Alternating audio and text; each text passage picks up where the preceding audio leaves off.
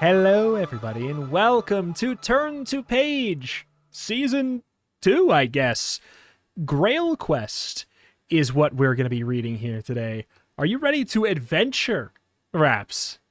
I am ready to adventure. I am ready to sword, I'm ready to sorcery, I'm ready to dungeon, and you better believe I'm ready to dragon. Oh, wait, hold on. I am not, just so you know, I did not prepare a D&D campaign for you. Are you aware of this? No. Sorry. I'm not looking for a D&D experience. I'm just prepared for both D Yes. and possibly D. And Yes. or, in fact. Also S and S via Sword and Sorcery prior. And even F for fantasy. I mean, sure. If you're ready for it, I think that we will probably have it here. Because we have taken a sharp turn into the realm of high fantasy, but still, as far as we are aware, it seems quite as silly. Because we are moving over to GrailQuest here. The first book is called The Castle of Darkness, and it's from 1983, and the cover looks like it's from 1983 in the fantasy realm in the best way. I'm just very excited to be classic there. fantasy art when everyone is Robin Hood except for the dragons who all look weird in a different way. Standard fantasy art. Yeah, pretty much. But yeah, so there's 8 books in this series, and the fun thing is there is kind of like, simple fighting mechanics, but also an inventory system, but also a level up system, but also that carries over between the 8 books. So as we cover these, we are going to be a character that gets more stuff. If we don't use it up in the book, we get to bring it to the next book that is in the rules, and we get to carry over maximum health as we level up over the course of time as well. So like there's some like actual carryover between the books in a very fun way that I'm looking forward to. But yeah. I can't believe they made a book a roguelike. Oh my god, it's so true. Is it random? The words on my page, they're changing. What's going on? Pseudo-random generation of the change, right? They're still legible, but that is just different. No, it's just complete nonsense. I would like a roguelike to actually publish itself as randomly generated, and you open it and it's unplayable. The code is randomly generated. Just like, dude, one time I went down to play a roguelike quest. I opened the game and it launched. Like, oh my god. Oh my god, you got past the opening screen? Like, I heard one person once played Doom on it. Yeah. But anyway, I think we should get into it here. We don't have a Beware page, but what we do have is a kind of like general introduction to the world and a very like loose framing of the rules in character as one of the characters. So do you want to take us into the world, Raps? Absolutely. Begin pseudo-chapter, Merlin. Sit still. I want to cast a spell. And don't fidget. You know how fidgeting upsets me? No, you don't. But you will. Yes, indeed. It's easy to upset people my age. I'm much older than you. I'm also dead. I died hundreds of years before you were even born. But a little thing like that doesn't really make a lot of difference. That's what being a magician is all about. About the spell. You can't see me, of course. You can't hear me. Maybe you can. But you can read what I write. Yes, indeed. Are you nervous? You ought to be. It's a very powerful spell. I don't do this one very often. Takes too long. Some spells you just mumble a word. Others you have to have a wand. But this one, you have to write a whole spell book. The book you're holding. Just the one spell. I'm nearly too old for the length of this spell, but the king insists. Something must be done about Anselm. You're going to have to help, you know. You can't just sit there reading the spellbook. Not if you're going to be a big-time magician like me and spend your life being bossed around by the king. No, help is needed. I don't have a body in your time, that's the trouble. So I'd need an assistant to fetch things for me. And that's you! You're my assistant. Apprentice, really. Sit still, don't fidget. You'll have to get a quill and some parchment. Goose quill. Peacock quills are pretentious. We leave that sort of nonsense to the wizards like Anselm. A good goose quill, and a little knife to sharpen it, and some powders and water to mix the ink. A pencil or paper will do if you can't find a goose. You'll also need 2 dice. Or 1 if you can't find 2. 1 will do nicely, but 2 would do better if you could find them. Ordinary dice, 6 sides, little spots. You must have them somewhere. Bring them back here and we'll cast the spell. Done. Back? Yes. Good. I'd better tell you about the spell, I suppose, now that you're my apprentice. I'm going to cast it over you. Oh, don't panic. It's the sort of spell that has to be cast over someone. Otherwise, nothing happens. Nothing at all. Complete waste of good spell. I'll tell you what the spell does. It takes you away from where you are now. Away from your time. Well, it takes most of you. The inside you. It leaves your body where it is, so if your parents look over, they won't know you're gone. But you will be. Yes, indeed. The inside you won't be in your time at all. It'll be in mine. When the inside you gets to my time, it'll just pop into another body. Quite a nice one. A young person, much like yourself, except better looking and stronger. I can't make you any smarter, but you'll just have to put up with that. Once you're in that other body, you'll be able to move around in it and get to do things just like your own. You'll be able to see what things were like in my time. I think I can even arrange it so that you get to meet the king. King Arthur. Arthur Pendragon, son of Uther. Quite a nice man if he wasn't so bossy. Younger than me, but then everybody is. You'll also get to meet knights and have adventures. You may even get to meet me if I'm not too busy. You can get back to your own body at any time, of course. You just go. It's very simple. When you want to come back to my time, you just continue reading this spellbook where you left off. No trouble at all. You'll enjoy living in my time.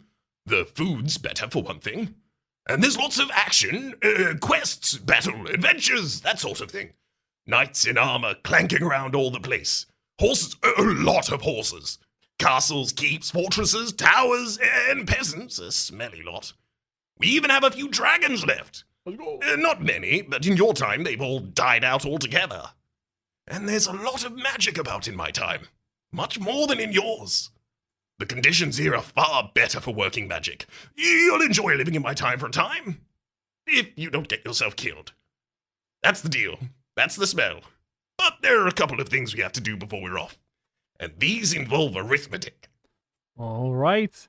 It then goes to kind of explain the base rules that we did read off camera, and they're not that bad. Basically, we have life points. We do have to roll to get our total life points right now, if you want to do that, Raps. So we add 2 d6s together and then multiply that by 4. That is our total life. That means we could have anywhere from 8 to 48 health. We do get to roll it 3 times and take the best result. I mean, I guess it doesn't say we have to take the best result. We just roll 3 times and take the result we want. And I would like the highest. That's true. Our first result is a 6, a combination of a 5 and a 1. Our second is an 8, a combination of a 6 and a 2. And our third is a 7. So we get an 8. 8 by 4 is 32. 32 HP. We can take 32. That's fine. It's above average. That's survivable. It's survivable. It's 31 more than I'll need, baby. But yeah, basically, whenever we fight, the way it's going to work is we roll 2 dice to try and hit. If you roll above a 6, you hit, and the amount of damage you do is just the number above 6. So if you roll 7, you'll do 1 damage. If you do, roll an 8, you'll do 2 damage. And the same thing is going to work for the enemies, but we're also going to get equipment and stuff like that to let us do more damage. We get armor to help us prevent damage, that kind of stuff. But it's a pretty simple system. We're going to roll 2 dice, and if it's a big number, that's very good. When it's us, if it's a big number, it's very bad when it's the enemy. It's just as simple as that. I guess. Also, what else? There is a consciousness system whereby an enemy or us knocked down to 5 life points will be knocked unconscious. However, at 0, we or the enemy are dead. Yes. Does the unconscious nature apply to us as well? I guess I didn't see if that was the case. Yes, it does. Your opponent, blah, blah, blah. If until you have 5 left when you fall unconscious, or none left when you're dead. Rip. So yeah. But I like the thought that we could be trying to knock somebody out, but we're just so strong that we kill them. And also it says here, they will become deceased as a doornail. So there's that. But That's pretty dead. yeah, so other than that, there's the ability to sleep, which is a very risky thing to do, but it's a way to get back some life points. We just roll a die and we need to get a 5 or a 6. Otherwise, we go into dream time, which is apparently very dangerous. So it seems like use the ability to sleep sparingly, but it's there if like there's no other choice, it kind of seems like. But I don't know, maybe there's something else to it. Mm-hmm. And we also have experience. So 20 experience will net us a permanent life point, and experience is gained from any puzzle solved or any fight conquered. It's possible that really heroic deeds might earn more than 1 experience point at a time. Yeah. The only other thing that we got on these pages is that our name is Pip. It tells us that the character's name is Pip, and that is us. And here we are going to be going, I guess, into it, huh? Oh no, we're going in to the realm of Avalon. It was a wonderful age to live in, despite the dangers. So you said, I've always read this, first page I've already got. I've always read it as Pendragon, because I guess I've just been focused on that. But is that just wrong? Am I an idiot? I have no clue. I have no clue whatsoever. To my mind, it sounds more like a name if it were Pendragon or Pendragon. True. That is true. I don't know. Now I don't even know how I'm saying it. Yeah. I'll myself. I'll go Pendragon. Pendragon's son, King Arthur by name, was on the throne of Avalon, ruling by the right of his great sword Excalibur, which he'd drawn from the stone as a boy when strong men could not move it. Arthur brought peace of a sort to the kingdom. Before his time, the local lords fought and squabbled among themselves like geese, so that there was scarcely a minute's quiet from one year's end to the next. But Arthur changed all of that, and with just one marvelous invention, chivalry. A strange thing, chivalry, or strange when Arthur introduced it. We've become accustomed to it by now, so that it seems like a law of nature, like gravity, or the way of the birds fly south in the summer. But in those days, it was a strange idea. Then if you were strong and wanted something that belonged to somebody else who was weak, you just took it. And if you were a knight and saw a maiden being carried off by a dragon, you let it eat her. And if you were that same maiden, the chances were you let it eat you instead of sticking up for yourself, as any self-respecting maiden should. But Arthur's just, excuse me, dragon, please eat me. I do not want to stay. Just me. I gotta say, I do relate. No, don't eat me, actually. Couldn't bother. Look, I haven't tried, but I have a strong suspicion I'm delectable. I can't blame you. Yeah, I can't blame you.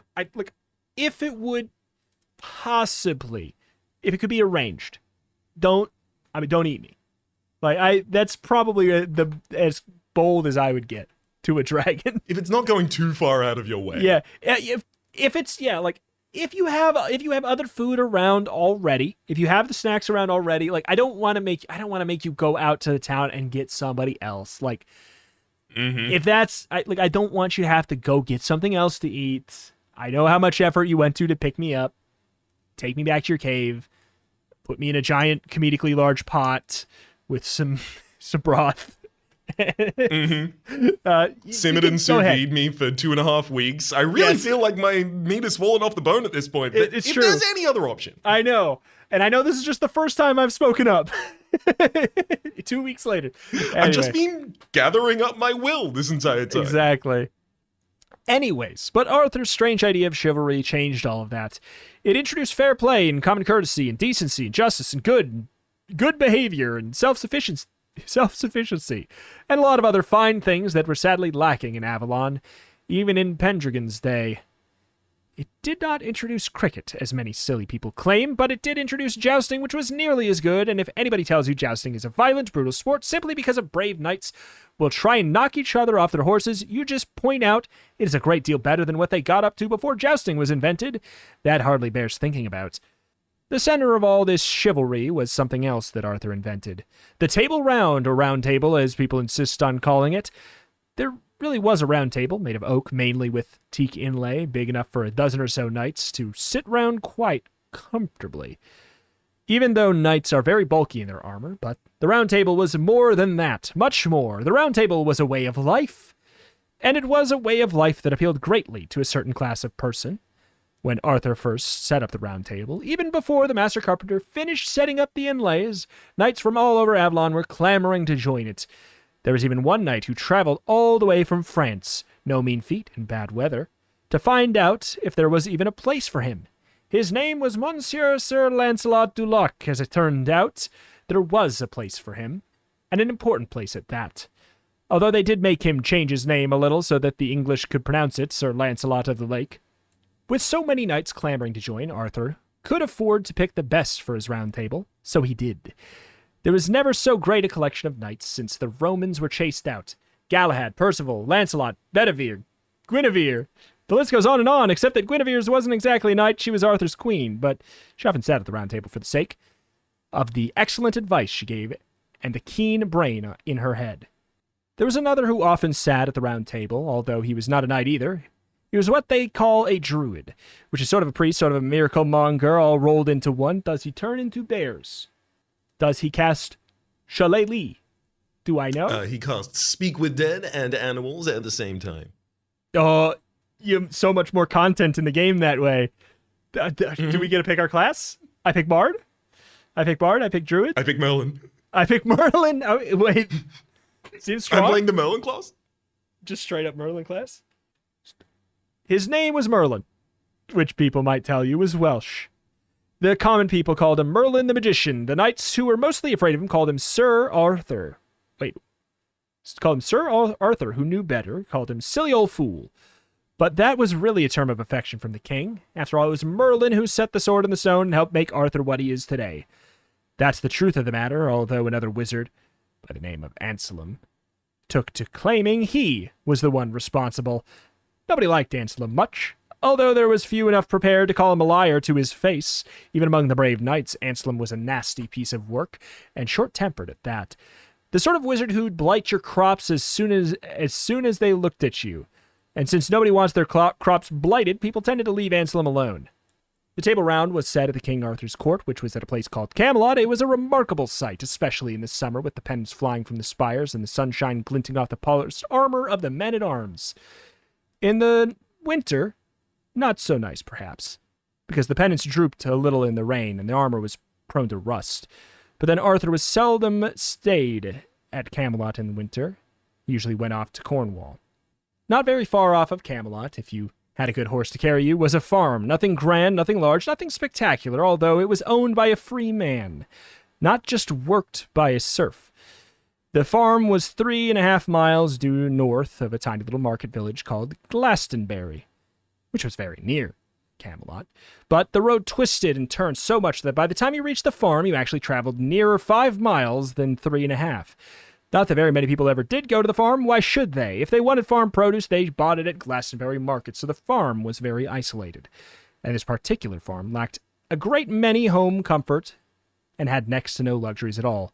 In short, when you stop to think about it, the farm was about as far off from the splendors of Camelot as you could possibly even imagine. On this farm lived a young person, adopted child of the freeman farmer, whose name was John.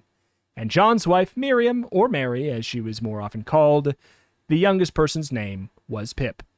Pip lived a quiet, uneventful life, serene, calm, peaceful, marked by the slow roll onwards of the seasons, interrupted only by the sleepy hum of the summer insects, or the sound of the early morning birdsong. I'm gonna kill you, brat! I'm gonna murder you! I'm gonna slaughter you! I'm gonna beat your head in and tuck it underneath your arm! That's Mean Jake talking, Pip. A boy 3 years older than you and a lot bigger. His father's also called Jake the Maggot. 5 brothers, 3 younger, 2 older, 4 sisters, all older. A bad family, the whole lot of them. They make their living thieving from Glastonbury Market, which is where you are now. It's the early morning and nearly deserted. Your adopted father, Freeman John, always comes to the market very early to unload his vegetables. Unfortunately, he's gone off to the smith to buy a new bit for the pony. So you're all alone on the cart, which means your back is against a sack of carrots, and now Mean Jake has turned up out of nowhere, and he seems to have it in for you. Come on, brat! Get down off that cart! I'm gonna break you into tiny little pieces! We might discuss the reason for Mean Jake's behavior, the deprived childhood, the lack of a suitable role model, but that won't do you much good now, Pip. Look around you. There's not another soul in the market square, not one. Too early. And Freeman John won't be back for half an hour. It looks like you're going to have to fight him. Either that or get killed and murdered and slaughtered and your head beaten into and tucked under your arm and the rest of you broken into little pieces. Not much of a choice there. Fight or run. And you can't run because Freeman John would never find you, so it's a fight. Got your dice? Let's go. Mean Jake has 20 life points. About average for a boy his age. Just, okay. Climb down slowly off the cart, Pip. But keep an eye on him. That one has a habit of rushing at you when you aren't looking.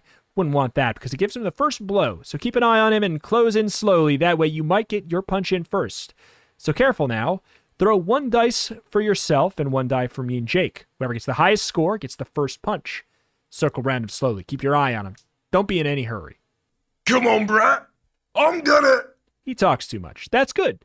Try and bop him on the nose. It's harder to hit his nose. You do need to roll an 8 instead of a 6, but if you do hit him, if you hit him there, you'll score double damage.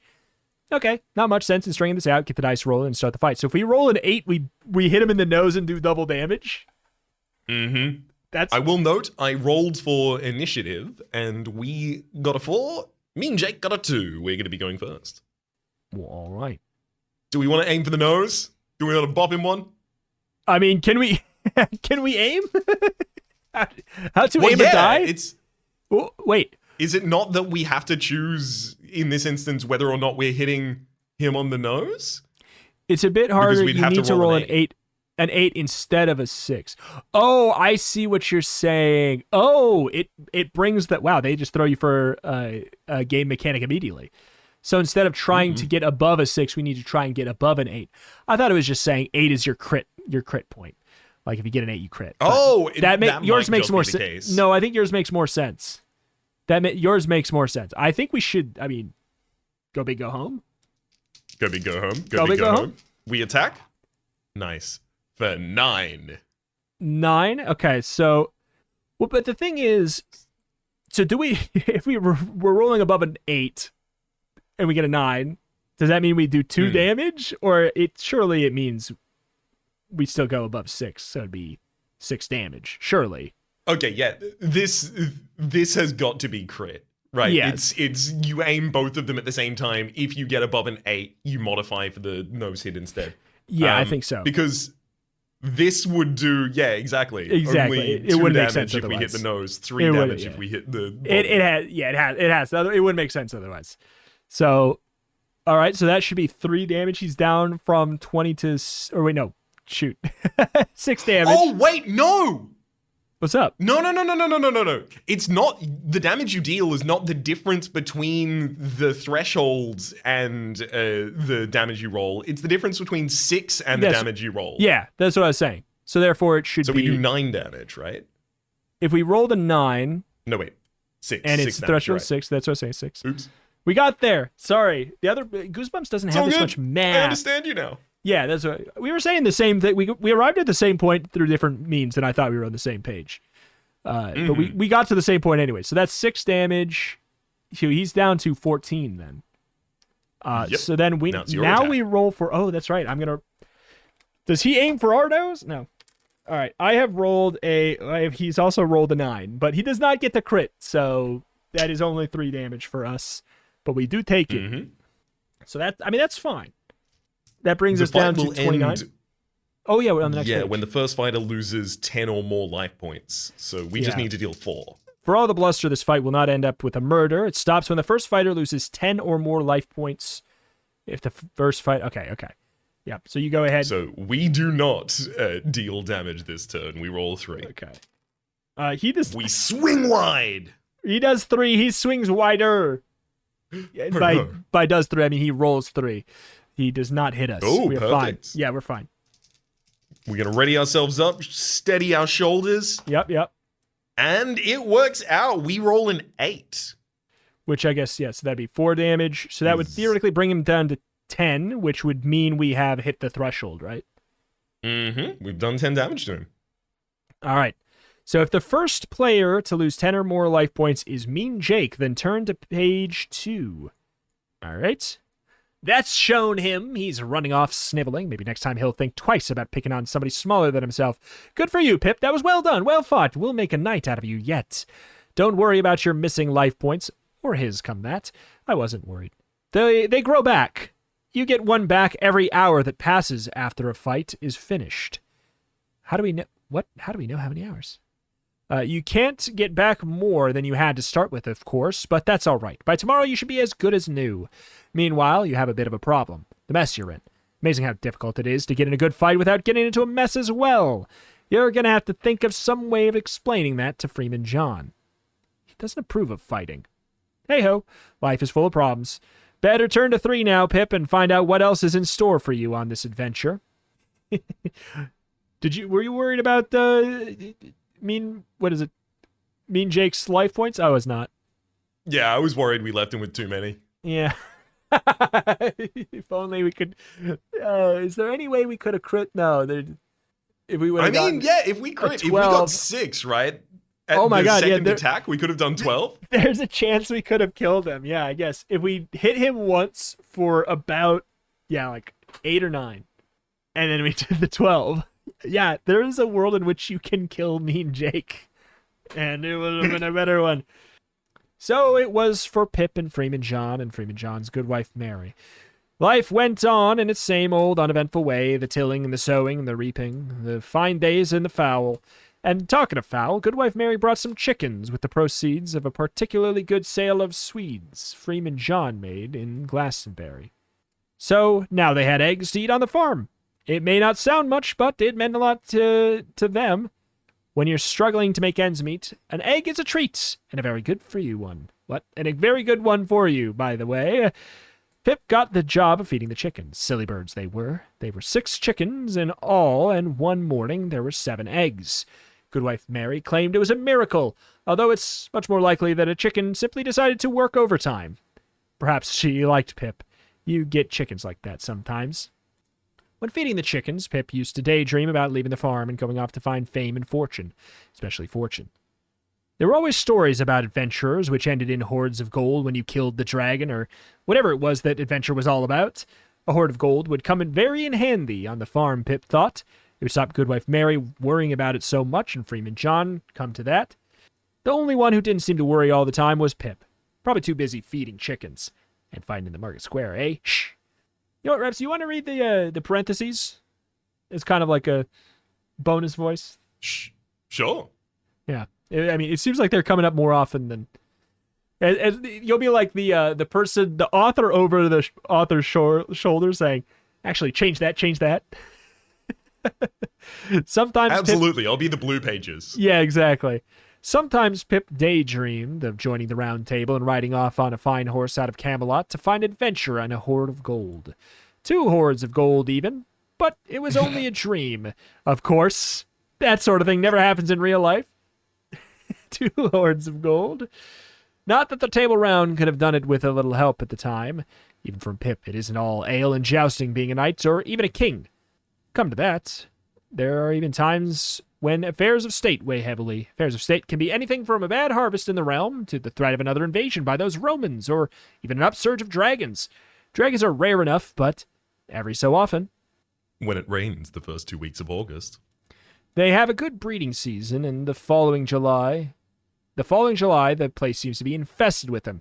No jousting for the knights then. They're all too busy racing around like maniacs, killing dragons or getting treatment for burns. Still, dragons weren't the problem this time. August last year had been fine. No problem. The problem was Anselm. The wizard Anselm, in a nutshell. was getting far too big for his boots. Hardly a day went past that King Arthur didn't have at least one petition to do something about him. Please, sire, he's blighted my corn.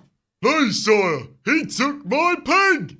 Please, sire, he's dried up my moat. True, all true. Anselm was a world-class, prime-time, A1 nuisance.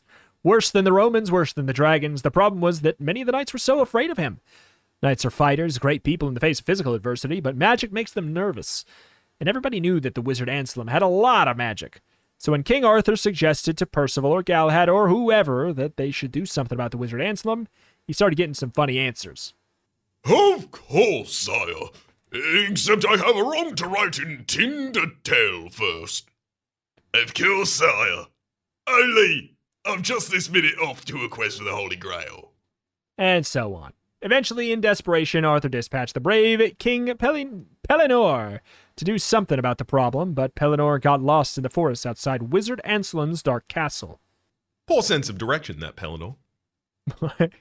Merlin might have been able to do something about it, being a wizard himself, but Merlin was missing at the moment, with a lot of ridiculous gossip about his having got himself a girlfriend.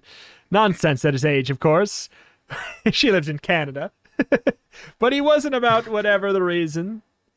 So the wizard Anselm went his merry, wicked way unchecked. While King Arthur was trying to cope with these troublesome affairs of states, an odd thing happened that went completely unnoticed in Camelot, although it was extremely unnoticeable on Freeman John's farm, that being where it happened. It was extremely noticeable on Freeman John's farm, that being where it happened. Pip was talking to a chicken at the time on the theory that a little encouragement might increase egg production. And right in the middle of his little chat, Goodwife Mary staggered into the coop, her face as pale as newly milled flour. Pip, says she, and stops. oh, Pip. And stops again, clinging to a nearby perch for support. Mother, what's the matter? Asks Pip anxiously. It was always mother, even when Goodwife Mary was an adoptive mother. This being the age of chivalry, politeness was important. Are you ill? Ill? She looks around vaguely, first at the coop, then at the chickens, which have gathered round in a curious circle, bobbing their heads and sussing out the situation with very bright, very beady eyes. Ill? No, I'm not ill. I don't think so. Oh, Pip, men have come. Men, Mother? Asks Pip, who knows how to frame a stupid question when the need arises. Nobles, Pip, great men, knights of the Round Table, with their horses and their pages. They're in the yard now, talking to your father. She reels a little, as if about to faint, but her secure grip on the perch does its job, and she stays uptight, upright, eyes as wide as saucers. Oh, Pip, they're asking after you, Pip. After you, Pip? What's going on here? After me, Mother? After you, Pip. Pip! Pip! Where are you, Pip? That's the voice of Freeman John calling you. So you take Goodwife Mary's arm and lead her out the door to the chicken coop. Out of the chicken coop, forgetting to close the door because all this nonsense about nights so that chickens pile out after you and find out what on earth is going on. But it's true enough, at least it seems to be. The farmyard's full of large men in armor with swords and halberds and snorting great war horses. They aren't knights. Goodwife Mary was wrong about that, but they're definitely men at arms, an escort, so to speak, but definitely from Camelot. For they wear the king's colors and fly the king's pennant. At least 12 of them, half filling the farmyard, and very fierce looking they are. Freeman John is talking to one of them, a burly fellow bursting from his chainmail with the insignia of the sergeant-at-arms. Pip? Says Freeman John, who looks just as pale and just as shocked as the Goodwife Mary. These good men want you to go with them. Boss wants to have a word with you. Explains the sergeant-at-arms brusquely. With me? If your name's Pip, it is Pip, isn't it? You nod dumbly. Don't worry, we did Then not that's escape. settled then. We did not escape mean the mean direction at the player from Goosebumps. I don't worry, we didn't nod smartly. It wasn't a really, really deft nod. Yeah. Or solemnly or any Then of that that's settled garbage. then. That's settled then. I interrupted again. Says the sergeant-at-arms. Bring up the spare horse, George. And to you, when one of his men brought the spare horse. You can ride a horse, can't you? You nod again, less stupidly, I guess, although this horse is twice the size of the farm pony. And draped with a coat of arms you don't quite recognize. A very strange looking coat of arms. Almost sinister, in fact. And it's a black horse too. Black as night. All right then, up you go. Says the sergeant-at-arms, pointing towards the stirrup. Then to John as an aside. We'll have the kid back in a day at most, Freeman. Don't you worry. Take good care. We will, lads and me. No harm will come to you or anybody while we're about. Stout English yeoman type, the ruination of the country. Come on, Pip. He says. Up you go. Do you go willingly? Oh, choice. If so, turn to 4. Do you protest or run or kick and scream and try and make a fight out of it? If so, turn to 5. I mean, I just don't think we're well equipped to, face up against the sergeant-at-arms and the other 12 knights in this area. It does seem a bit, hasty to me. Perhaps we should go willingly rather than get killed. Yeah, that sounds probably good. Clinging precariously to the back of his huge black horse with its sinister insignia, you are led away from the farm of your adoptive parents. At first on the familiar road to Glastonbury town, but shortly turning off to less familiar tracks until within an hour or so you are thoroughly lost. Also noteworthy, you are to ride a huge black horse, it says in the footnote here. The men-at-arms seem sure enough of their direction, though, and even when they enter a dark forest, they seem to show no signs of nervousness. There's a fair amount of chatter amongst themselves. Much of it involving the quality of food in the Camelot canteen. Which is odd, since you would imagine the food at Camelot would be very fine. But perhaps it's only very fine for the real knights and nobles, not for the men-at-arms.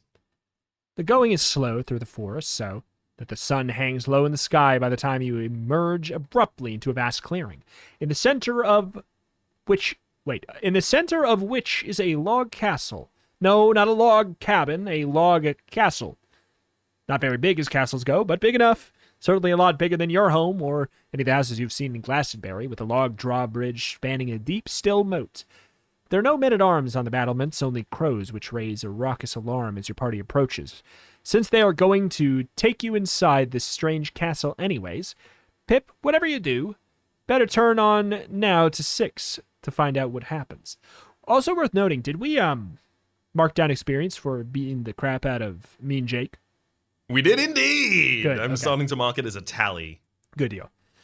The hooves of horses clatter loudly on the wooden drawbridge before you, and your party pass beneath an open wooden portcullis into a stone-flagged yard. This is the first time you have been in a castle. Let alone a log castle. But if you expected hordes of servants, you are bitterly disappointed. The only horde that emerges from a small curtained doorway in the north wall of the courtyard is a cross-eyed, shambling hunchback in a leather jerkin and tattered leggings. He carries a wicked-looking dagger stuck carelessly in a leather belt around his waist. He's nearly bald and limps on account of a club foot. The left one. His bottom lip hangs. To tell the truth, he looks like an awful mess. This creature drags his club foot in your direction, halting just in time to stop your horse shying away in fright, and stares up at you for a moment with great, ugly, roomy, squinty eyes. Both brown, you can now see. He gurgles after a moment. I think this is in his yeah, voice I think so, again. too. They don't always mark the start of quotations in this. It's tough. This be Pip, all right. You lot can go now about your lawful business. Right, Eager. Says the sergeant-at-arms briskly, obviously scared witless of this creature, but not wanting to show it. He wheels about, and the entire armed party rides out of the courtyard across the drawbridge. And behind them, although there is no one about, the portcullis slams down and the drawbridge raises up, leaving you alone with Igor. Down you come. Says Igor. Just leave the mare. She'll take care of herself. And since there isn't much else you can do, you climb down from the horse. This way, young Pip. This way. Says Igor, shambling off the way he came, back in through that little doorway in the north wall. You just follow after me. The master wants to see her. And so forth, rolling like a boat in the swell on account of his club foot. And since there isn't much else to do, much else you can do here either, you follow him down a gloomy, torchlit corridor. But why don't the torches set the wooden walls afire? Though, through an arch, along a second corridor, and into a small but well-appointed room, with a table and some chairs, and leather-bound books on shelves around the walls, and a globe of the world near around the table, and a map of the heavens on the table, and dividers and compasses, and parchment, and a goose quill pen, and inks and powders and potions, and heaven knows what. Not that you're paying much attention to the room, because the strangest thing is happening to Igor. His hump is dropping off, and his club foot is straightening. He's growing taller, thinner, sprouting long white hair on his head, and a long gray beard on his face. And his clothes are changing, the leather jerkin and the ghastly leggings, and his eyes are unsquinting and changing from brown to blue. It is, without a doubt, the most amazing, miraculous, most magical transformation you have ever witnessed. In place of the shambling Igor stands in this well-appointed room, a tall, straight, blue-eyed, gray-bearded old man in a long white robe and a pointed hat. Both embroidered, incidentally, with moons and stars and suns and planets and other curious symbols. That's better, Says the old man, and his voice is dry, not at all like Igor's voice. Shape-shifting's always such a nuisance, but they expect a man in my position to have servants, even if he can't afford them. So it's necessary. Yes, yes indeed. He stares at you with those piercing blue eyes. Well, I see you've gotten here, made it safely. Spell worked, knew it would. Enjoying yourself, are you, young Pip? Fighting the village boys, all that sort of thing? Oh, good, good. But there's much more important work at hand just now.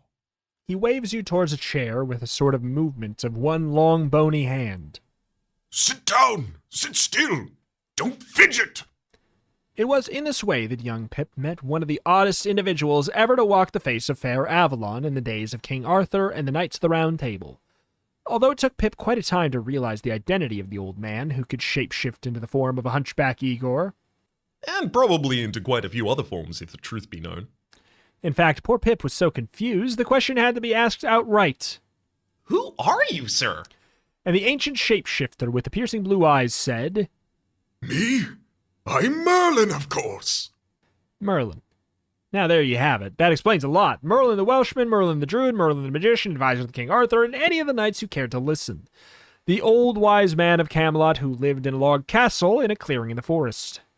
And sometimes lived in a cave, and sometimes in a tree trunk, and sometimes heaven knew where, because you could never really find him when you wanted him, so the king used to say.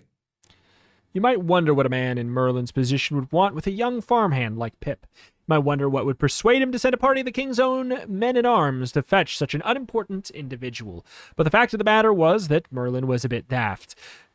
Doolally-tap, as they say in Yorkshire, by which they mean someone lacking all of his marbles. Barmy and not all there, nutty, if not quite as a fruitcake, at least as a currant bun. In this state, brought by an old age perhaps, or by chasing after young women, for the rumors about his girlfriend were all too true, as history attests. Merlin had formed the strange delusion that Pip was not Pip at all, but a young person from the distant future, drawn by magic to inhabit Pip's sturdy body. All this nonsense, of course, but when a man like Merlin gets an idea fixed in his mind, the devil himself could not shift it, and with the idea roosting in his white-thatched skull, everything that Merlin did next made a great deal of sense, for he was next to teach Pip the rudiments of magic. Now pay attention, Says Merlin. The king has a problem. Wait, says Merlin. I think that's the start of Yeah. a new quote. Yeah, I wish, yeah. Says Merlin. It happens. It's okay. Dang book, start the quotation. The king has a problem. At least he will have, even if he doesn't know it yet. Guinevere, the queen, a delightful woman, but she's going to be kidnapped. It hasn't happened yet, but it will. He gestures to the parchment on the table, which is covered in calculations and blots. No doubt about it. He says, I worked it out by astrology. Saturn trine Jupiter, and a very nasty aspect in her rising sign. I don't have to tell you what that means. It means she's going to be kidnapped. Soon! Seized! Abducted! snatched right out of Camelot from very under our nose. The Queen herself. Dreadful. He walks to a nearby bookshelf and takes down a leather-bound tome, which he opens at page 86. I'm writing that down. I don't know why that feels special. Okay. Inside, stuck down rather messily with glue, is a charcoal drawing of a black-haired, black-bearded, black-eyed, extremely villainous-looking man in black robes holding a wand. And that, Says Merlin. is the rogue who will do it, Anselm. The one they call the Wizard Anselm. Although in my opinion, he'd be hard put to test a spell from a mangle. Still, he knows a trick or two, we have to admit that. Well now, Says Merlin, putting away the book again. we have to do something about it. At least. And here he turns his gimlet gaze upon you, Pip.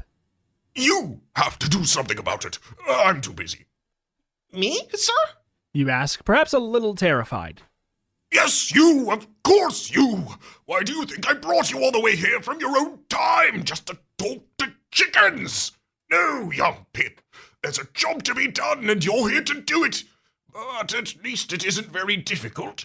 All you have to do is get into the Wizard Anselm's dark castle and rescue the Queen. Nothing to it for a healthy young person like yourself. As long as you avoid the traps. And the monsters. He breeds them, you know, for a hobby, and then lets them wander all over his castle. The smell is dreadful, but you'll get used to it. Stupid things, monsters. Most of them.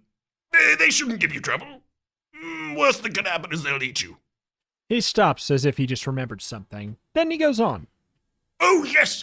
You might as well kill Anselm while you're at it. Thoroughgoing nuisance, that man. Always blighting people's corns and stealing their pigs and drying up their moats, not to mention kidnapping queens. So just kill him. Otherwise he'll kill you, of course. He's just that sort. It feels more appropriate to do a murder in this realm, but I do love the bluntness of, he is a nuisance, so just kill him? I mean, I had a polite conversation where I asked him to stop once, and that didn't work, so kill him, I guess? I don't know, just he seems kind of mean. He's kill him, I guess? I'm with it. I mean, it seems right because of the realm and the fantasy environment that our goal should be to kill kill the man. But Also, he did just show us a picture of the guy and he looks pretty villainous. Is villainous. He looks like, I don't know, An evil Bizarro sorcerer. Merlin, I guess. Yeah, pretty much. And we're assuming Merlin is good. Yeah, I mean, that's true. True. He spreads his hands. So you see, it isn't much of a job, really. I'd do it myself if I weren't so dang busy. So you just cut along now, Pip. Oh, wait, I forgot something. Me hiring an assassin to do a murder, it's not much of a job, really. I'd do it myself if I wasn't so busy. I've got a lot of chores. Otherwise, I would assassinate this man, but I'm really behind on dishes. It's like someone trying to negotiate with a creative. I could have done that for $20. Yeah, do it for $20. Yeah, no, you're too busy? Yeah. I'm too busy with the big picture right now to assassinate this man. So saying, Merlin dives beneath the table with a surprising agility for such an old man and drags out a large oak chest bound in iron bands. Oh, you'll need this. He says, opening the chest and taking out a sword. This Says Merlin. is the Sword Excalibur Jr.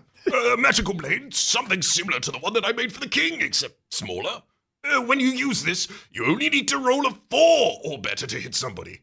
And when you do hit, you can add 5 to any damage it caused. It talks too, although not very often. It calls itself EJ. What the hell? You need to roll a 4 or better to hit somebody, and when you hit, add 5? You add 5 to your damage, but your threshold for doing any damage. So if we roll a 5, we do 6 damage to the enemy. Yeah, that seems incredible. But also, I guess I don't understand. I imagine also don't understand. Yeah, I yeah, we're not going to go up about against it, Mean Jake. unarmored village boys consistently. Yeah, why not? Can't we just go back and farm Mean Jake for XP? Anyway. Hey, every single fight apparently gives us 1 experience, so Yeah, beating up the village boy regardless. is worth as much as a dragon. We could just kill everyone in town, assuming, because we do have the general stat block for a boy his age, it said. That's true. Let's just rumble a couple of towns and then go straight to Anselm with ridiculous HP. We come here just covered in the blood of innocence, but have very big biceps, and a sword called Excalibur Jr., which I love, by the way. I love that it talks as well. I'm so keen. Yeah, a talking sword called Excalibur Jr. I love it so much. Merlin plunges back inside the chest. Oh, and you'll need this. He says, bringing out a leather jerkin, which rather miraculously fits you to perfection. Looks like leather. Feels like leather. Weighs no more than leather. But it isn't leather. It's dragon hide. Don't see many jackets like this one around, young Pip. As good as a suit of armor, this one. Anyone hits you while you're wearing this, and it subtracts 4 points from any damage they could cause you. 4 whole points! That could make the difference between life and death, Pip. Dang. It's great, because I do feel overpowered right now. So this is instilling me with confidence until it doesn't. He closes the chest and puts it away. Then walks quickly to a shelf and takes down a small casket like a jewel box. From inside, he takes 3 small blue glass bottles. Now, potions. He hands you the bottles. Keep those carefully. They're potions. Oh gosh. Oh boy, I scrolled way too far. Of healing. The secret blend of castor oil and mugwort. It tastes foul, but it restores life points. Swallow one of these and roll 2 dice at once, or 1 die twice, and the score shows you how many life points you get back. I can only spare 3 bottles. I'm busy, but each contains 6 doses. Try to stretch them out. Huh. Wait. You have 3 bottles that contain 6 doses? So we have 18, actual doses, but we have 3 bottles. Great. Once again, I feel so overpowered. I can't wait to be proven wrong. At the very end, Oh, also, take this wand. It's called the Instantly Kill Your Enemies wand. Yeah, Junior. It talks constantly. Hi, I am the one who kill people instantly. Junior. It's very powerful, but also very annoying, so no one wields it. Yeah. I mean, I would wield it, but I'm too busy. I'm too busy. He sniffs, Well, now, says Merlin. that's about it, isn't it? He frowns. No, it's not. Oh, you are stupid, Pip. You didn't remind me to teach you magic. You won't get very far in Wizard Anselm's dark castle without a bit of magic, will you? Let me see your hands. Are you still there, Pip? Reeling a bit from all that, no doubt, but still there. Still compos, as they say, mentis, which is an expression the Romans used to denote that you're still in full possession of your head. You got 2 full-grown people inside your head, Pip. I'm sorry. Doesn't he go on a bit to old Merlin? The Welsh are like that, of course. The only time they stop talking is when they're singing. Fortunately, Merlin does not sing. Better show me your hands, Pip, otherwise he'll go on at you forever.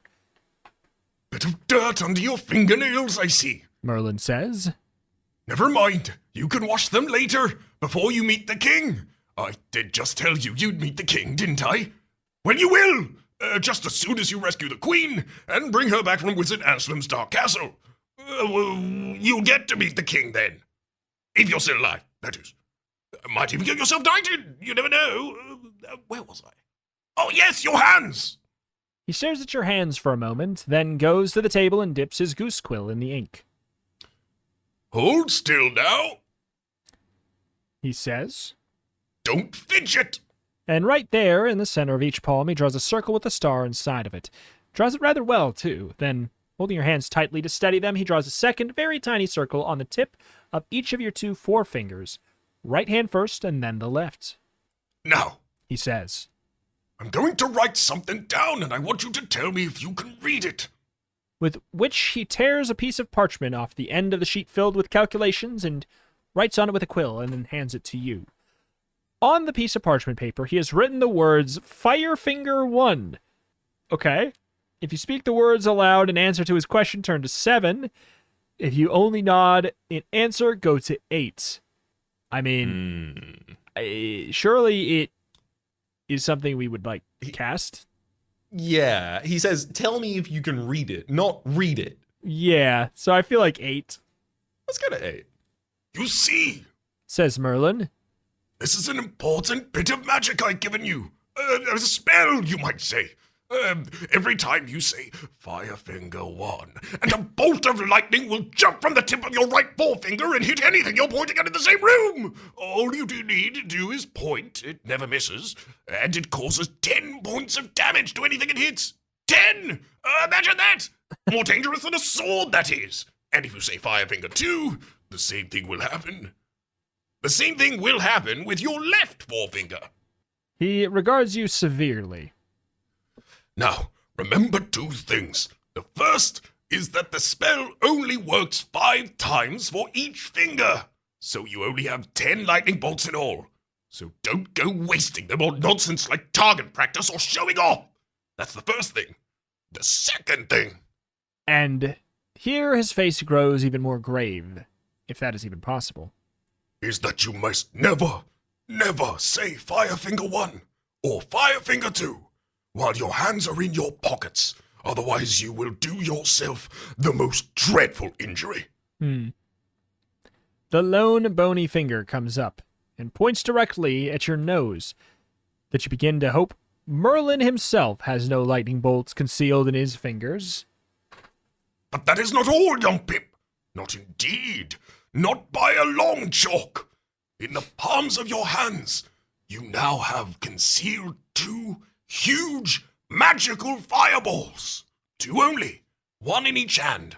They are your most powerful weapons. They do 75 points of damage if they hit. 75! Yes, indeed. That'll be enough to put pain to old Anselm. I'll be bound. He coughs. The problem is, they don't always hit what you aim at. You have to throw dice exactly the way you do when you're fighting. If you can't manage at least a 6 with 2 dice, or 1 die rolled twice, then you've missed. Miss completely. Waste your fireball, and you've only 2 altogether, so make sure to roll well. Just roll well forehead. You launch your fireball by shouting, good and loud, mark you. Fireball away! Were your hands in your pocket, Raps? No, my Oh no! I burned my butt off. My button body. Oh. Steamed Thames.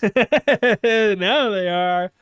Then you roll your dice to see if it's hit anything. That's the way you do it. So save your fireballs if you can, and use them on Anselm.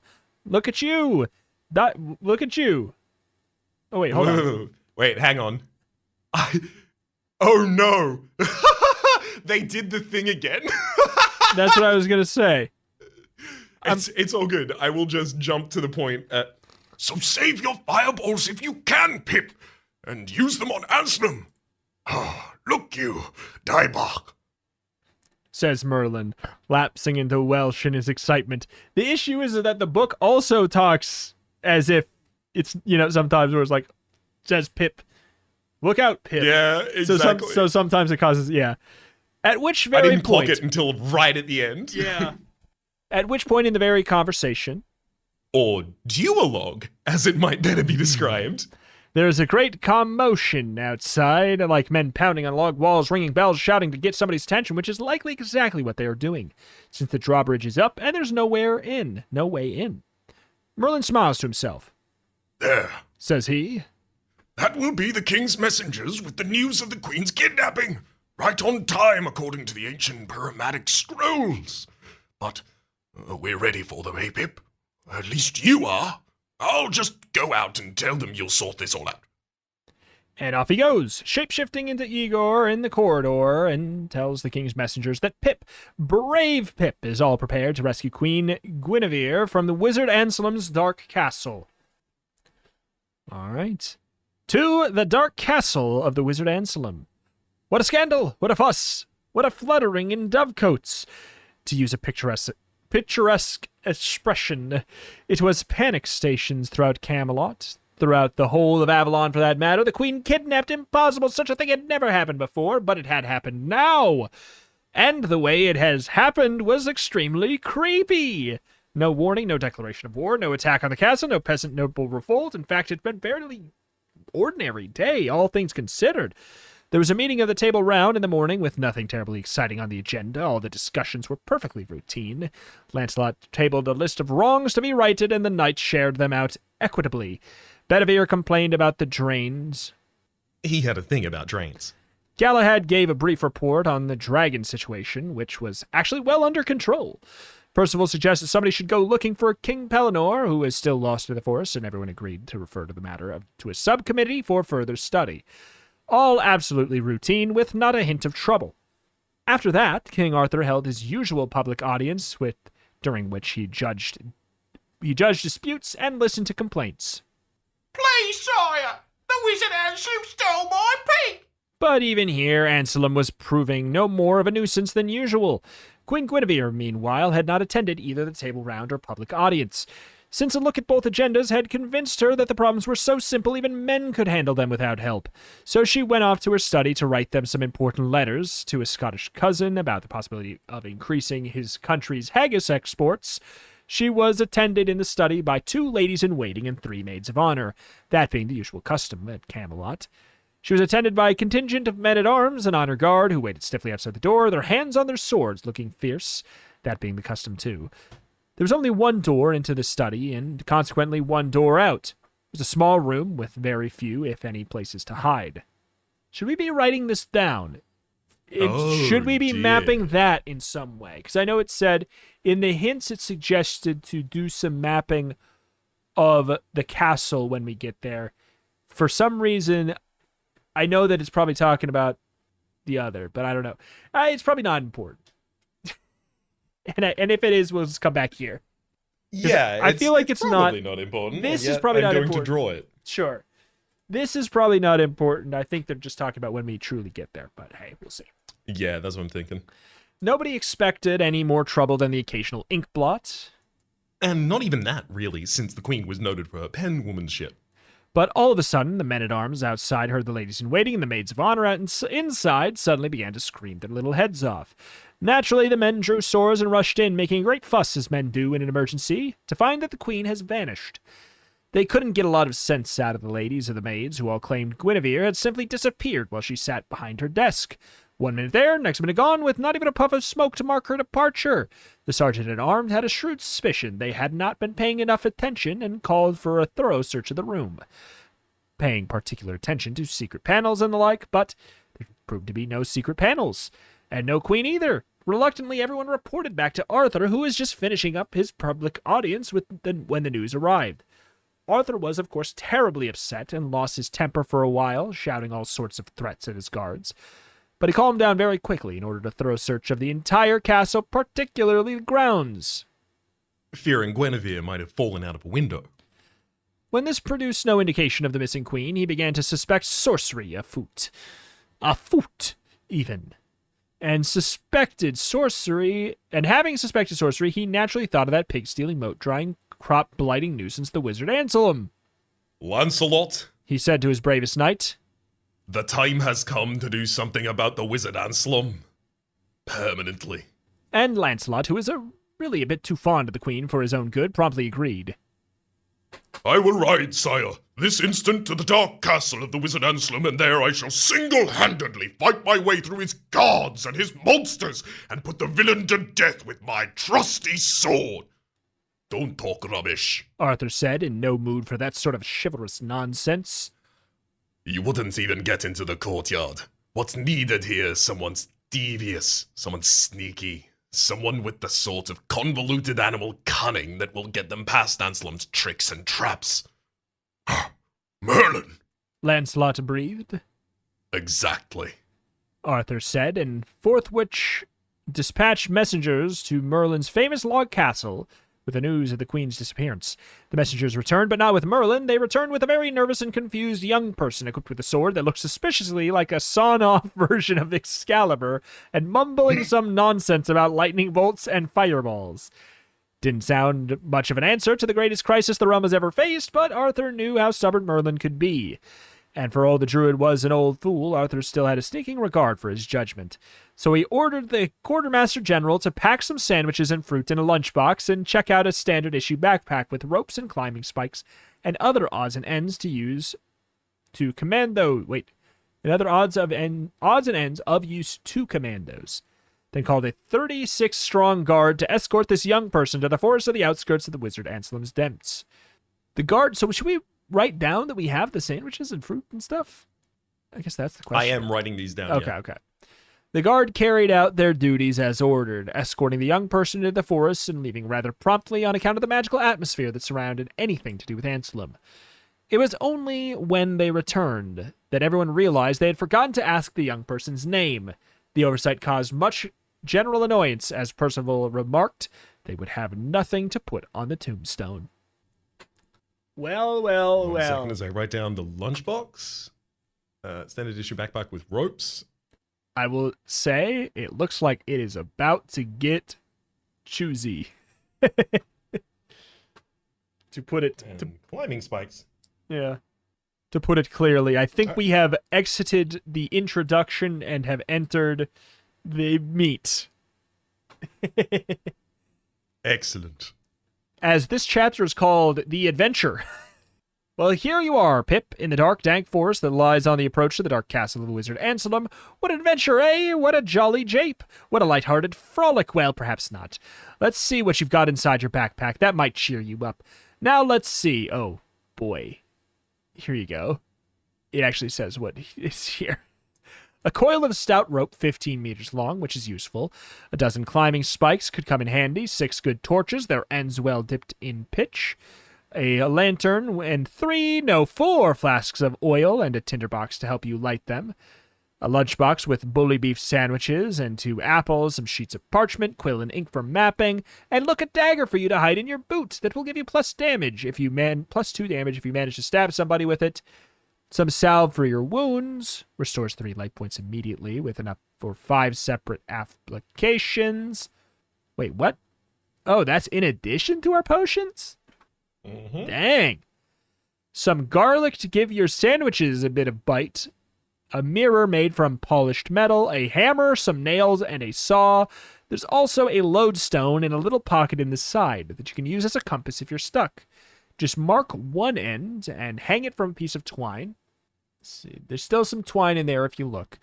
It'll spin a bit, but end up pointing north/south. Useful enough, that lot. It's a nasty forest, very gloomy, and the paths are all overgrown. Look at the way those trees are all twisted and gnarled, branches like old wizened hands reaching out at you. Notice you do not hear any birds singing, not a single one. Never mind, you've a choice of paths. Both look equally as unpleasant, and both look like they might be going to the Wizard Anselm's dark castle. Isn't that annoying? Okay, Pip, which one is it? The right-hand path or the left-hand path? So, it really does sound like it's just choose. I don't know, 20? Page 20, left-hand path? Let's do it. That's a big jump compared to what we've been doing. The path gets narrower and more overgrown, and eventually you find that you're actually having to push your way through the undergrowth. Then suddenly, and without warning, you're in a clearing. In the middle of the clearing is the ruin of an old stone building. A ruined abbey, perhaps, with ivy clinging to the walls. Since there doesn't seem to be any immediate way out of the clearing, it may be no bad idea to explore the ruin, even if it is haunted, which, of course, it isn't. Nobody believes in ghosts nowadays, except it isn't nowadays, is it? It's back in the days of King Arthur. Oh, dear. As you are a brave soul, you explore explore anyways, despite the ghosts. As you enter the ruin, you feel a sudden chill. It seems darker even than a gloomy forest. There's small scuffing sounds in the crumbling walls. Stop! Halt! Cease! Not one step further. What? A man's voice, and out of the gloom steps Or rather, clanks. a massive figure in jet black armor. Halt, I say! He says, even though you have certainly halted. Who are you? What are you doing here? Step up and answer before I slit your gizzard. Could this be the notorious Black Knight your adopted father, Freeman John, used to speak about in his whispers by the fireside of an evening? If it is, he's the most evil, fearsome opponent in the realm. Next to the Wizard Anselm, of course. If you feel like fighting him, turn to page 17. If you don't, and who could blame you, speak to him politely and turn to page 25. I don't know if we need to make enemies just yet. Yeah. We also don't even know if he is the Black Knight. Yeah, exactly. Notably. All right, 20. Shoot, that was 25? 25. What's that? Asks the Black Knight. Okay, well. Tip, You say? Oh, God, Well, dang it. Pip, It's all good. it's no place for a young person to be wandering. You get lost very easily. Don't tell me. I've been lost for weeks. At which he removes his helmet to reveal a florid but otherwise friendly face. King Bellinor at your service. He says, Well, not exactly at your service since I've got work to do, but nice to have met you all the same. Then he takes his leave of you, mounting a sag-backed old horse tethered at the back of the ruins and riding off to disappear into the depths of the forest. The silly old fool. If you search carefully, you will find a path out of the clearing which will eventually take you to page 22. We could have got experience for murdering that nice man. You're right. Get back here! Shoot. On this path, you eventually notice a junction on your right, which joins up with a path described in 10. If you have already been that way, you will presumably ignore it. If not, you are free to take that route if you please. Assuming you continue on the main path, you will travel for nearly half a mile before reaching a leafy screen. Break through that, and you can, if you can believe it, you're in sight of the Wizard Anselm's Dark Castle. Turn quickly to 19. So it does sound like it is letting us choose. We have the possibility of taking the alternate path as well. Yeah. I mean, that could expend our resources, Wait, or it describe could give us on more. 10. Yes. Have we been? I mean, technically we didn't go. Well, I mean, Yeah, we didn't go that way. So we have the freedom to take that route, right? yeah. Do you want to? Yeah, let's do it. Well, because here's the thing. It says left-hand path turned to 20, right-hand path turned to 9. So we never technically... We didn't take any of the paths that would have taken us to 10. Yeah, we never took... Yeah. Gotcha. All right, so turning to page 9 then? Giving it a crack? 10, I believe. Is it not? I guess. I'm just confused by that because it says if you pick the right-hand path, that's the only other path we've been given a choice for, would be going to page 9. If you pick the right-hand path. I think I think page 9 eventually leads towards page 10, is why it's... Yeah. I guess that's just the reason I'm thinking that is just because it doesn't look like it does. Because I can see it. It's right here. But alas, I'm down to go for 10. Because that sounds right. I think that it's just a weird phrased way of saying that going back to that path this time would take us to page 10. If that makes sense. I think that we get a different option if we view that path the first time or going back to it. I think is kind of it's a level of precedence and choice I was not ready for. That's two versions on the same path. This path is fairly open, fairly easy going for several hundred meters. Eventually, it begins to swing left until up ahead you can see it joins another path. Unfortunately, between you and the intersection, there is a wild boar. The bad-tempered beast has seen you, and it's charging. No choice here, Pip. You fight it or you get killed. The boar has 25 life points and does +4 damage if it gets its tusks in you. Roll dice to see who gets the first blow. Oh, my lord. All right. The boar gets a 5 and we get a 3. Boar goes first. And it rolls a 4, which is a miss. So we also have the Hell armor. yeah, The armor subtracts 5 from our hits, right? Or 4 or 5? Which one was it? I believe it's 4. Okay. Let's see if I can. No, okay. Okay. It just completely negates the effect of the tusks. Yes.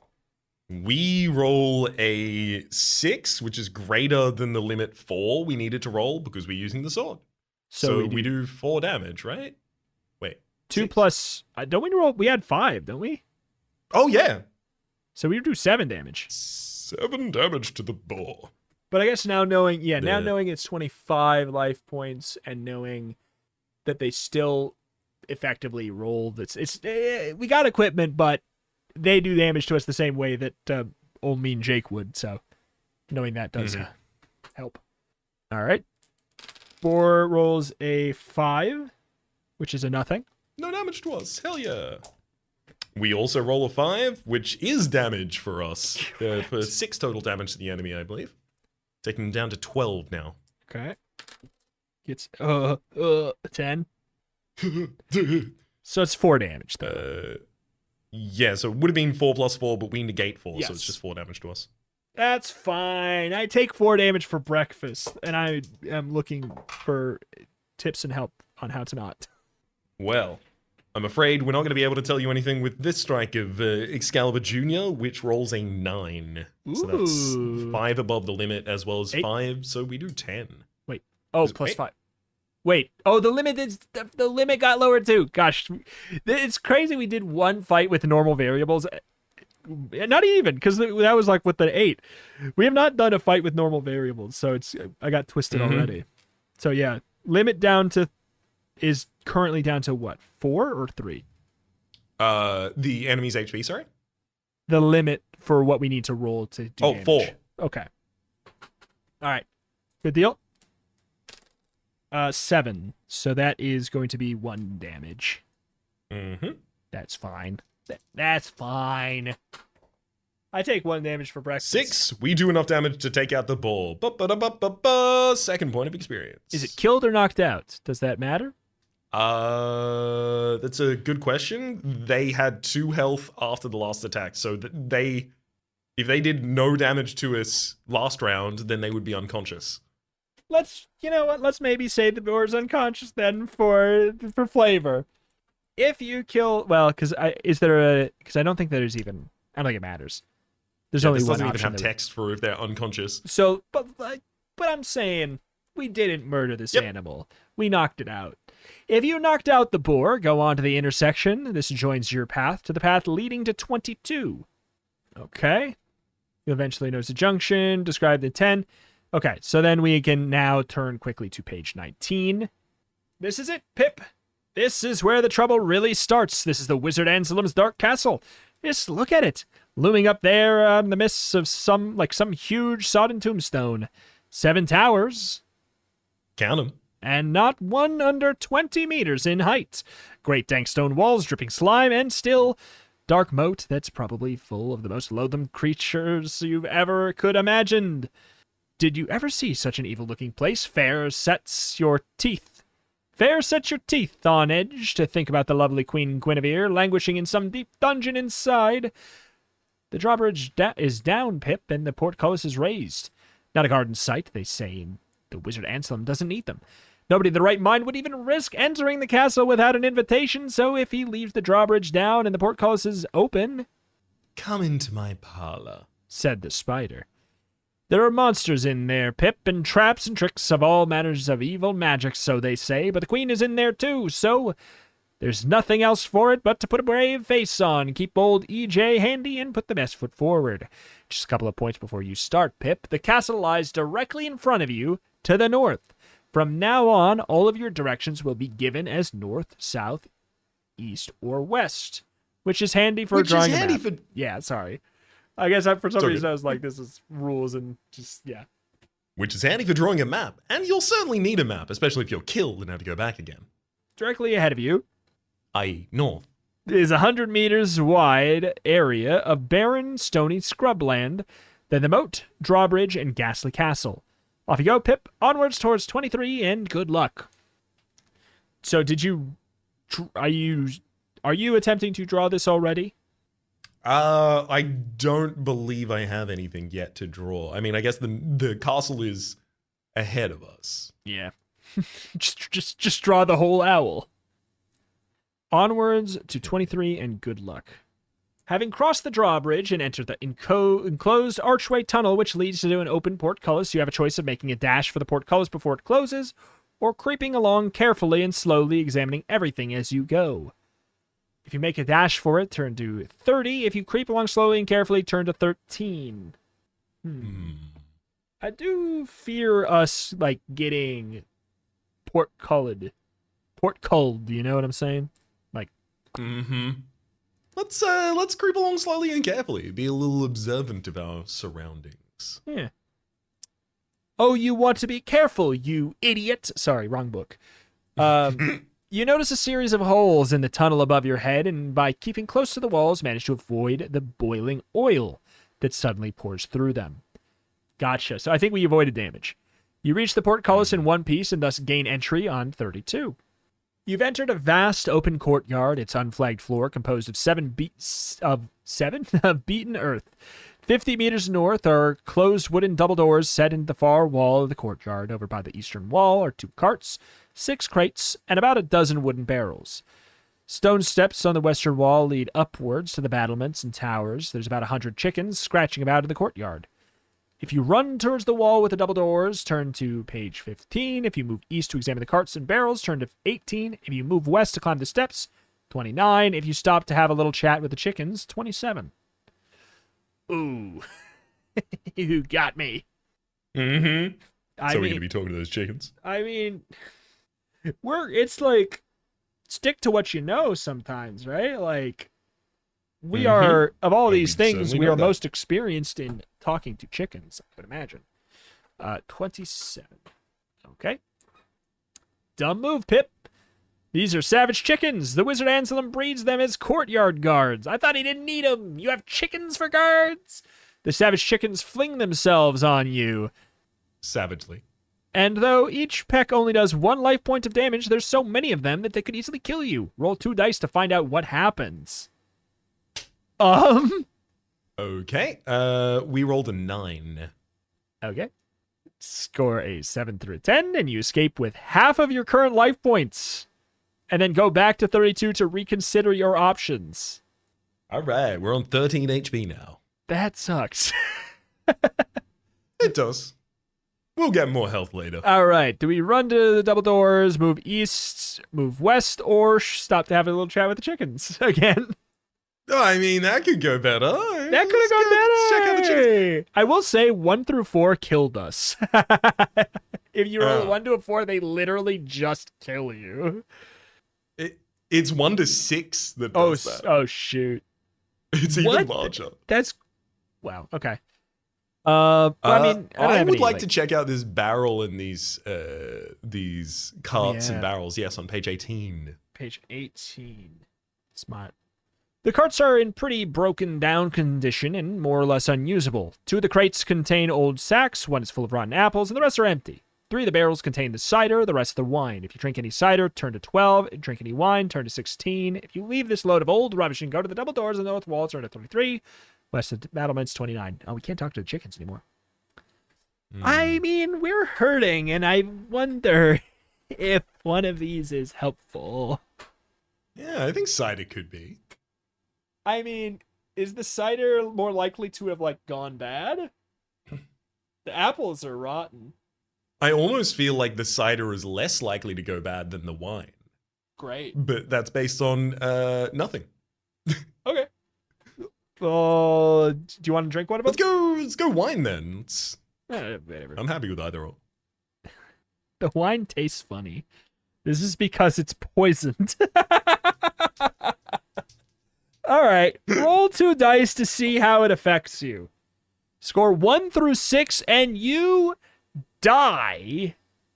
Go to page 14. Or, sorry, you writhe in agony before dropping stone and go to 14. It seems like something might actually happen over there.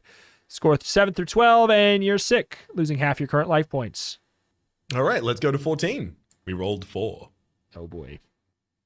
You're dead. Dead as a coffin nail, finished, done for. The late Pip.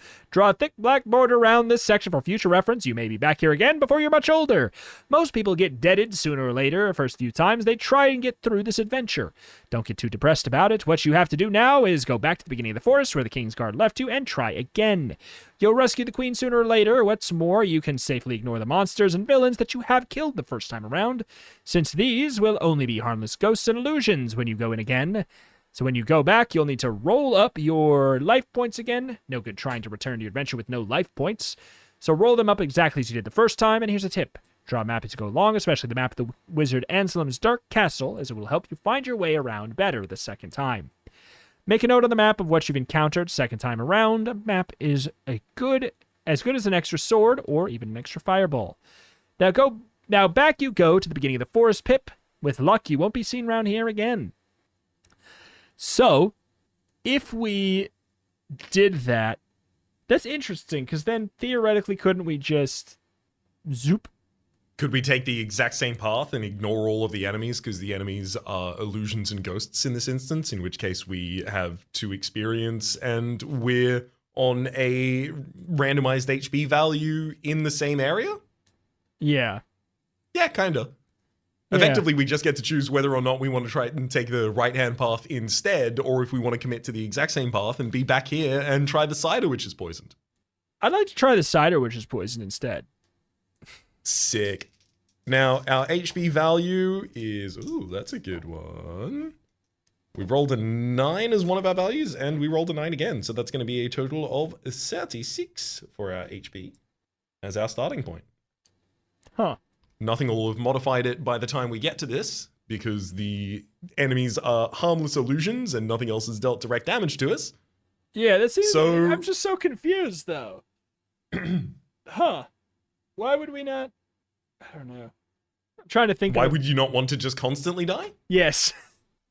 It seems like there is some counter for having died. It says, draw a thick black border around this when you return here. Gotcha.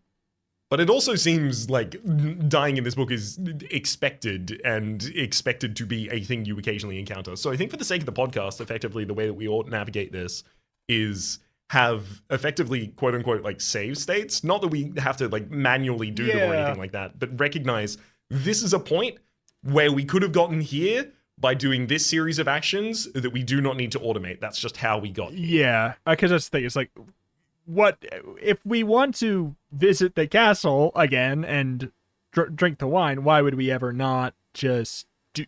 We would theoretically, literally, just read every single page that we just read again. That's just why would we do that? So yeah, I do want to. Unnecessary. I do want to drink the cider and see if it's Let's bad. do it. Good cider. Don't take too much or you'll get drunk. Go to 32 when you finish and decide what you want to do now. Oh, wait. Is that... Good cider. It just doesn't do it. It's just good cider. It's That's just good it. cider. Do we want to move west to climb the steps of the battlements or north to the double doors in the north wall? I do wonder... I mean, now it feels like anything that's not the critical path seems like a slap in the face, but... Some of them will be, just so that we don't every Yeah. single time go to, you find the cider of body enhancement, it makes you big. Yeah. I feel like because I want to know if there's some kind of like good equipment, especially if we can keep the equipment from book to book. Then what if there's good equipment at the battlements? You know? That's true. I'm keen. Let's do it. You Go to the battlements. You climb to the stone steps of the battlements, and good grief, the battlements and towers are guarded by a horde of archer insects. These horrifying creatures are nearly 2 meters tall. Each one looking for all the world like a giant praying mantis, each one armed with a bow and a quiver of 20 arrows. There's hundreds of them skulking up here, so no chance to fight so many. Roll 2 dice to find out if you can make it safely back down the steps to the yard.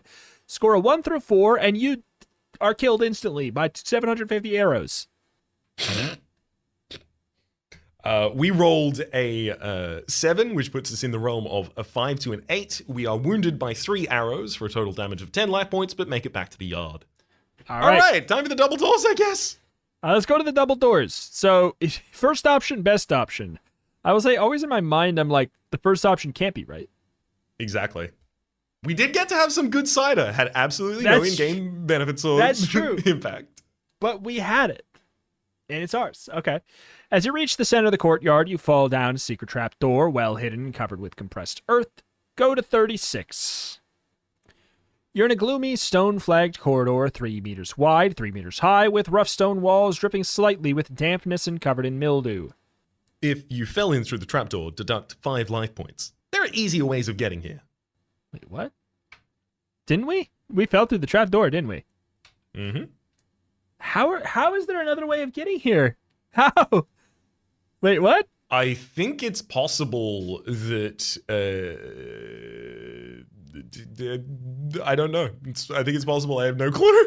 The only alternative I can even think of is taking the other path at the very start, the right-hand path. Oh, maybe. Yeah, that could be. Behind you is an iron-rung ladder to the trap door in the courtyard above, and behind that is a solid stone wall. Before you, running northeast, is a distance of 20 meters. Is the unlit corridor. I will say we do have to keep in mind then if we're running the same path to deduct 5 health points every time if we die. So like maybe having a running total of the bad things that have to happen to us or the rolls we have to make to do the critical path. As of right now, a guaranteed -5 health is the only thing we have to take as far as I'm aware, right? Okay. Better get your torch lit, Pip, or your lantern. When you do so, you'll see so dimly that the corridor seems to open up to some sort of cave mouth at the far end. If you plan to follow the corridor, and honestly, what else can you do? Go to page 53. So should we mark off that we used a torch or something, or like a thing to light the torch? Yeah, I think so. I think so too. Let's use a torch. I'm so confused. All right, 53. You've fallen down a pit trap. It was 10 meters along the corridor. It was 10 meters along the corridor, a flagstone that swiveled, dumping you into the black depths 5 meters below. There are poison spikes set in the bottom of the pit trap. Roll dice to see if you miss being skewered on the spikes. Oh. What do we get, Rats? All right. Come on now. 3. Is it good? It's really good, isn't it? If you score a 1, 2, or 3, and you were skewered, the poison will kill you in 5 seconds. Wait 5 seconds, and then go to page 14. 1, Yeah. 2, 3, 4. So we know there's an alternate way to get down here, and we know that we have to have had the ability to access it by that point. Do we want to try and do the other path in the forest to see if it gets us a different secret entrance? I would say... Or do we want to commit the same path and get back here? If this... I want to note this right here. If this is your second time around and you are working from the map, it would be obvious to you that you would manage to avoid this trap, in which case, go to page 40 uninjured. Ah. So okay. there is actually a workaround for that. So we can roll up random health, subtract 5. Mark down that we have died twice, because like I think that's going to be how we have to do it. Is like how many... I think that's what we have to do is a running tally of how many deaths each book takes is probably the only way we can really do it. Also, I wonder what equates as a puzzle. Like, it probably doesn't equate as a puzzle for us to work around this. I think it'll be obvious. I hope. I think it'll be obvious as well. We're going to have 8 by 4, 32 health again. -5. And we'll lose 5, so we're down at 27. And we are here for the second time with a map. We've mapped out there's a trap here. Let's not fall into it. The corridor slopes downwards quite sharply for most of its length and widens abruptly into what seems like a natural cave. Although far too irregular to map properly, the cave dimensions are roughly 12 meters north and south by 15 meters east and west. There is a wide opening in the southeastern wall leading into a further cave. The floor of this first cave is littered with dried bones. Several of them look suspiciously like human bones. If you want, search this cave in the hope of finding something useful. Go to page 51, or if you prefer not to waste time, 54. I mean... They've got to give us loot for looting one of these days. I feel like we've been slapped on the wrist so many times for exploring that one of these times the exploring has to be right. Page 51? Exactly. You wait until your eyes become accustomed to the gloom inside, then make out the bent figure of a wizened old man seated on a wooden stool at a rickety pine table, eating what appears to be a loaf of stale bread and moldy cheese. As you enter, he jumps up in alarm. None hit me. I've only them poor old watchmen. He whines. Take all I have, but none eat me. Take my crust of bread, take my bite of cheese. Only not eat me. When you naturally reassure him that you have no intention of hitting him, the old maggot promptly tries to stab you sneakily with a dagger, which he concealed up his sleeve. Just shows that you can trust nobody around here.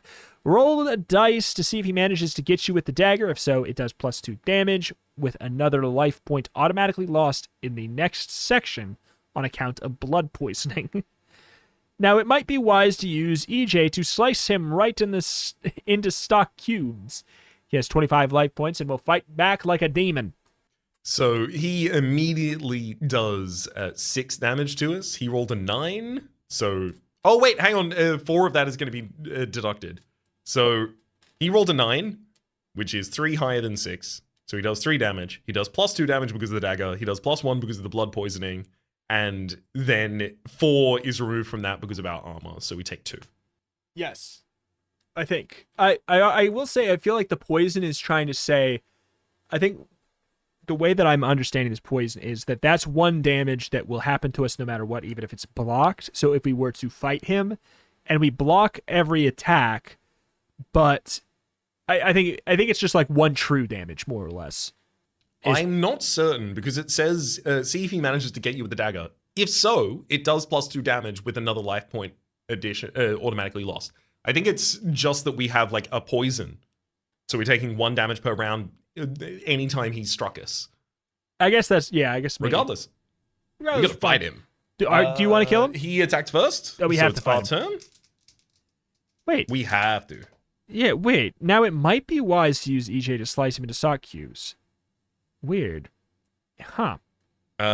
So we roll a 6, which is 2 higher than our 4 to attack. And we also get a +5 using a weapon, so we get 7 damage on the enemy, taking them down to 18. He rolls a 5, which is a nothing for us. Mm-hmm. It's not telling us anything additional about blood poisoning yet, so I'm just going to roll again for damage against the enemy. We roll a 9, which is 5 higher than our base, and with an additional +5, we do another 10 damage to the enemy. Oh my lord. Oh, he crit. He got a 12. Oh, he crit, he got a 12. 12. He crit, he got a 12. So he'll do 6 + 2 and another 1. So 9, but Minus 4 of 4. that's reduced, so he does 5 to us, so 20. That's Now, what's the enemy's HP on? Oh shoot, I wasn't marking that down. Oh, what did he take to the first hit? We rolled a 6, so he took 7 damage the first hit. He's taken 17 damage. He has 8 health left. Correct. Kill him. Kill him. Snake eyes, buddy. Oh man, should we use our spell to Double fire blast? one. We could always like fire blast this old man as well. That is true. We That have is true. We have 10 little spells, 2 big spells, which I'm not saying we use the big spells for sure. Mm-hmm. But I think we can. I think we can just hit this man. all right, he rolled a 4 anyways, so we good. We good. Wise Sick. choice. Wise choice. Wise choice. Good job. Good job. Good job. We rolled an 8, so we Yeah. do 7 damage. Annoyingly, wait. No, it's above our value of 4. Whoops. So we do 9 total. We take him out. Yeah. Well, plus at 5, he technically gets knocked out anyways. So Mm-hmm. if you kill the old watchman, return to 155. Return to 155. Have you been to 155? Nope, not that I'm aware of. Never been this deep down in the book. Well, there's one consolation. The old fool was carrying 70 gold pieces, presumably stolen from adventurers he managed to kill with that dagger. You hold on to them. They may come in handy for a bribery at some stage if you can get a hold of a few more. Now go to 33 to decide what to do next. Did you mark down experience, by the way? Yep. Good deal. The double doors are closed but not locked. You step through to find yourself in a second courtyard, stone flagged this time, without chickens. Thank God. On the eastern wall this time is a flight of stone steps up to the battlements and towers. About 30 meters in front of you is a whipping post with a manacled skeleton hanging from it. The total area of the entire courtyard is about 80 square meters. Along the north wall of the courtyard is a row of 4 3-meter-high stone buildings, each with a closed wooden door. Near the west wall is a 3-meter square wooden building, the door of which is closed and barred with a large iron bolt. By the east wall is another building of stone, 6 by 3 meters, with its door slightly ajar. Oh my lord. If you climb down the steps and investigate the battlements, 29, but return to the present section 33 when you finish, unless you're killed, then go to 14. If you decide to take a closer look at the skeleton, 24, the row of buildings, 26, barred building, 28, half open door, 50. We got so many things here. Mm-hmm. I've managed to draw the map. Well, What a congratulations. It does not fill you with a lot of confidence to say, go to 29, go to 33 when you're done, unless you're killed on this page. And yet, that makes me wonder if it's a double trick. Like, they won't want to go to this page because I'm telling them that it could kill them. I mean, frankly, I think we do want to go to the battlements. Yeah, surely, right? Yeah, we tried the battlements before, and we got killed with 750 arrows. Sorry, 3 arrows, actually, only in that instance. But, how many arrows do they have here? Yeah, surely it can't be the same level of stupid. Oh, it's literally the same page! It's the 29! It's the brain answers. Wait, Okay. is it? Oh. Yeah, it's the exact same page as the oh. one we've seen before. What It's the the heck? same. It's just the battlements in general are the same. It's just the ability to get there. I don't want to go then. I never even... Neither. I didn't- recognized that was the same. Oh. I didn't go back anyways, so basically. All right, so we have closer look at the skeleton on 24, row buildings 26, barred building 28, half open door 50. I think we're on an investigation quest. I think we need to know more about these, Yeah, so just in general. 26 or 28 are both Well, actually, this is all investigate. Everything is investigate. What do you want to investigate the most? Let's investigate the row of buildings near the north wall. There's 3 of them up there, and they're all stone buildings. Okay. 26. The smell tells you that the moment you open the door, that these are stables. Not very well cared for by the look of them, full of rotting straw and manure, but otherwise empty. If you don't want to waste your time here, go to 33. If you want to risk making it through a search, go to 41. Ooh. I mean, I'd hate to learn later that there was Yes. something that we really wanted in this thorough search, so... That's true. So 41. I guess the way I'm thinking of it is like we're like a breadth first traversal. We're trying to find out as much information as possible, which we then track down in our map and such, and then do a depth traversal where we exclusively just try and go the path that works. Yeah, I think that's the case. A thorough search of the Sorry, which- stables. 41. Where is the thorough 41? Thank you. Thorough search of the stables will reveal a scrap of filthy parchment on which there is a sketch map of the first courtyard showing a secret trap door between the portcullis and the doors to this courtyard. Open the trap door, lower yourself down, and you can go direct to 36. Does that skip us through anything? Or is that the same? Is that the place we've already been? 53? Yeah, so Yeah. 53 is the pit trap, and if we're working from a map, we get to go to 40. Okay. So we've already done that then. So we don't want to do that on 54. Because why would we? Because we would already know. Bud. What's up? We didn't encounter the Watchman. When we were searching after the pitfall, we went to 51, not 50. Or rather, the inverse of that. We went to 50 rather than 51. We went to 50, not 51. Whereas 51 just says, nothing here. What'd you expect amongst a load of dried old bones? I was wondering where this Watchman came from. Huh. So we're still downstairs. Okay. Where do we go? What page? Okay, so we go from... after we've gone past the pit trap, we go into a room that we search. We search that room and we find nothing except for a load of old dried bones, and we now have to go to 54. Gotcha. Oop. To Okay. explain the way that the pages work is the pages are a collection of pages. There's like little sections on each page, so and it's very easy to just go to the wrong one even though you're on the right page. So 51, nothing here. So that's the search from before. So go to page 54. Gotcha. This second cave is rather larger than the first. Again, accurate mapping is impossible, but approximate size is 20 meters north and south by 50 meters east and west. There's an exit to the eastern side of the north wall. In the middle of the cave floor is what appears to be a compost heap. If you want to search the compost heap for anything useful, go to page 35. If you decide to press on through the exit, go to 48. Oh, let's get these hands dirty. And I mean that literally. Poop dig? Let's go poop dig. Okay, 35. Let's dig poop. Dig poop. It's not a compost heap. It's something big and nasty and alive. And it didn't like the way you poked it, Pip. This vegetable But certainly not a vegetarian. monster is rising up to a height of over 2 meters and attacking. What's more, since you were poking around and searching for heaven knows what, it has the first strike against you. It has 35 life points, does an additional 4 points of damage every time it lands a blow on account of its great strength. And since it's so big, it only needs to throw a 5 or better to hit you. No fun at all. Get those dice rolling, Pip, and see what happens. All right. Do you want to roll for the monster first? 7. So it needs a 5 so or that's better. 2 above their value, and they do 4 additional. So 6. 6 Minus and it's 4, reduced 2. by our armor. Cool. We take 2. Hey, it's the same damage the Watchman did on his first attack. Let's go. I'll keep track of the monster's health this time. Okay. Go ahead, you roll. Hit me, punk!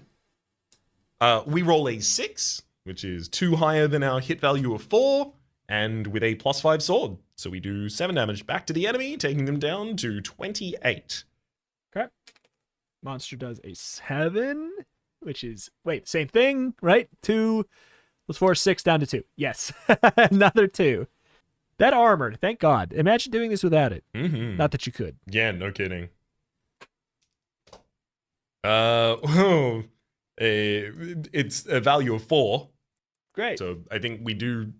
Do we do no damage on a 4? We have to be higher than theirs. I was under the impression we had to be higher. Or It only needs to throw a 5 or better to hit you.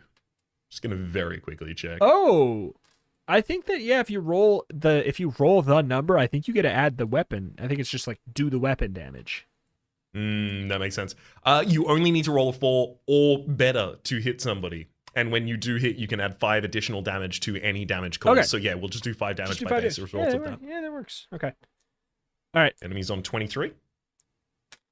My God, 9. So 4 plus 4 is a 4. It's 4. I don't know why I'm doing math. It's just 4 plus. We can just. I'm doing 3 instances of math when I just need to do 1. So how much are we taking? That 4. Hell yeah. Down to 19 HP. We strike the enemy for 6, which is going to be 2 above our value and +5 for another 7 damage to the enemy, taking him down to 16. Oh boy. Come on. He's got to miss once. It's true. He did 5, which for all accounts is nothing. Wait. Yeah, exactly. Because 5 does mean he would hit us for he 4 hits damage, us, but we block it. 4 damage Yes. with our armor. Correct. Yeah. Yes. So he hits us, but kind of. I think for the sake of interest in combat, I'm going to start describing the actual attacks as I'm doing them. So Pip is going to run back to the wall on the other side and kick off of it, trying to dive in and skewer this garbage monster, this compost heap, this trash dude. Oh, and we crit as a result. 12, baby. That's you just gotta describe 8 it. above our base value, +5, 13 damage done to the enemy. They have 3 HP left. He's They are knocked now out. unconscious. Yep. You kill the monster, go to page 39. How much health do we have? We styled on him so hard that he died. We have 19 health left. And what's our max? 32 this time? 32, so we're missing 13 points. Is there a world in which we... No. I mean... Pop a healing pot charge. Little podion or something. I mean, surely if we die, and we will die again, we'll just come back with another podion to use, right? Like, it refreshes that. When do we get that equipment? We get that equipment We get that equipment don't we? before we go into the forest. Yeah. So, I So guess, if when we're dead, we're sent back to the forest in order to restart. I'm assuming we restart with all of our equipment from the successful life so far, right? I would imagine that's what I would think. I mean, it seems like it's going for a very generous approach in that route. So I guess I would assume like you just go through the path and don't have to fight anything, don't have to lose any health, none of that. Feels like you'd have the same equipment too, unless that would be that's the lost case. That could be the case where that's just like that is Where you run out entirely of equipment. yeah. I can't imagine they would brick us like that is the Yeah. thing. I think it's literally just like it's very difficult to get anywhere and you have to start using them to get past. Yeah. Just with that in mind, I think we should not be stingy with it. I don't want to necessarily use it right now. Yeah, but, you're right. But we shouldn't be stingy with it just because like if we get to the end of the book and like we can carry all of our equipment to the next book, I don't want to be too overpowered. Surely. That's true. But okay, so what page are we on? 39? We have taken out the enemy on 39, yes. As the shambling brute sinks down, bleeding chlorophyll from every wound, something catches your eye on the floor. Half hidden by the massive body, on closer inspection, you discover it's a leather purse. You open it carefully, and inside you find 10 solid gold pieces. Not exactly Queen's ransom, but enough to buy a whole heap more chickens for your adopted mother with cash left over for a lot of other necessities about the farm. Alternatively, you could spend it all on sweets. Pop the gold in your backpack, Pip. You're entitled to keep any booty you find in this place. Just don't forget that you can't take it with you if you're killed. Ah, interesting. Should you find yourself back at the dreaded 14, there will be no gold or anything else that you may have collected in your backpack, and booty once collected won't be there the second time around either. Still, you have it for now, and with luck you may survive. Leave the cave by going directly to 37. Okay. So any new stuff we get, we do not get to keep. It does not say much about the stuff we started with. I would imagine it's I would imagine that's fine. And then so we now do know the penalty for death. It is we don't get to keep whatever gold or whatever from that death, which that seems like it could be a big deal and is 100% a real penalty for death. And I now feel like I can rest easy knowing there is a penalty for death. All right. The cave exit leads into a corridor running north, only 6 meters before turning sharply west and running west for 25 meters before ending in a stout wooden door. The corridor is empty and there are no traps, so what do you do when you reach the door, Pip? Knock politely and wait for an answer. Run at the door with your head and attempt to break it down, or try turning the heavy iron handle on 45. I mean, I feel like we should try and turn the handle personally. Yeah, let's try the handle. I do feel D&D like players seldom do. Exactly. I feel like running head first will be a damage roll check. So, 45. Would you believe the door swings slowly open? That being what handles are for, obviously. Yeah. You are looking into a 6 meter east and west by 15 meter north and south chamber. There's a door set in the northernmost 2 meters of the east wall. This room is actually lighted by torches set in iron brackets around the walls. There is, however, no sign of anyone in here. A flight of stone steps leads upward into a small door high in the north wall. There's a second door, ground level, set to the southern end of the west wall. If you decide to climb the stone stairway to the high door, 55. If you prefer to try the door on the west wall, go to 44. Have you been doing a map of this? Yep.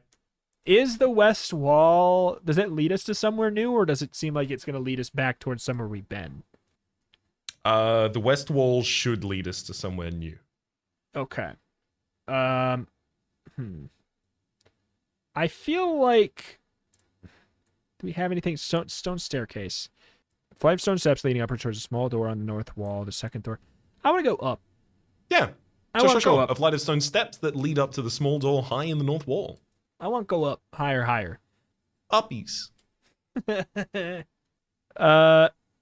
You climb the stone stairway, at least you climb the first 5 steps. The remaining steps, like the door, are unfortunately an illusion created by the wizard Anselm.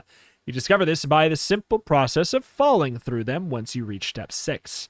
You plunge downwards into a sudden darkness, and even your own torch goes out abruptly as you strike the bottom somewhere below the level of the floor of the room you have just left. As you lie winded in the darkness, roll 1 die to find out how many life points you lost in the fall. If it kills, you go to 14, and then go to 46. We took 3, and we're down to 16 life. I feel like just knowing that one trap did 20 damage has me afraid of the 20 health threshold. Mm-hmm. Are you in a similar mind? I am. I certainly am. Would you like to use a potion or one of those rations or something? I think we should, but I think we should have a new state of things, as we are currently falling. That's true, 46. You're right. It said we could use it whenever as long as we're not in combat, so I guess I took that literally. If you use your rope and spikes to climb out of this black pit, go to 45. If you decide to relight your torch and explore the pit, go to 43. I mean, one of them doesn't require using additional resources. Let's explore this pit. Also, we've been to 45. That's the... Huh. Anyways.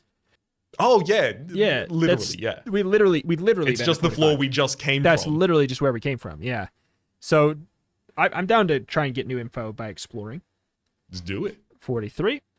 It takes a little while to get your torch lit again. Torches are never easy, especially in an emergency.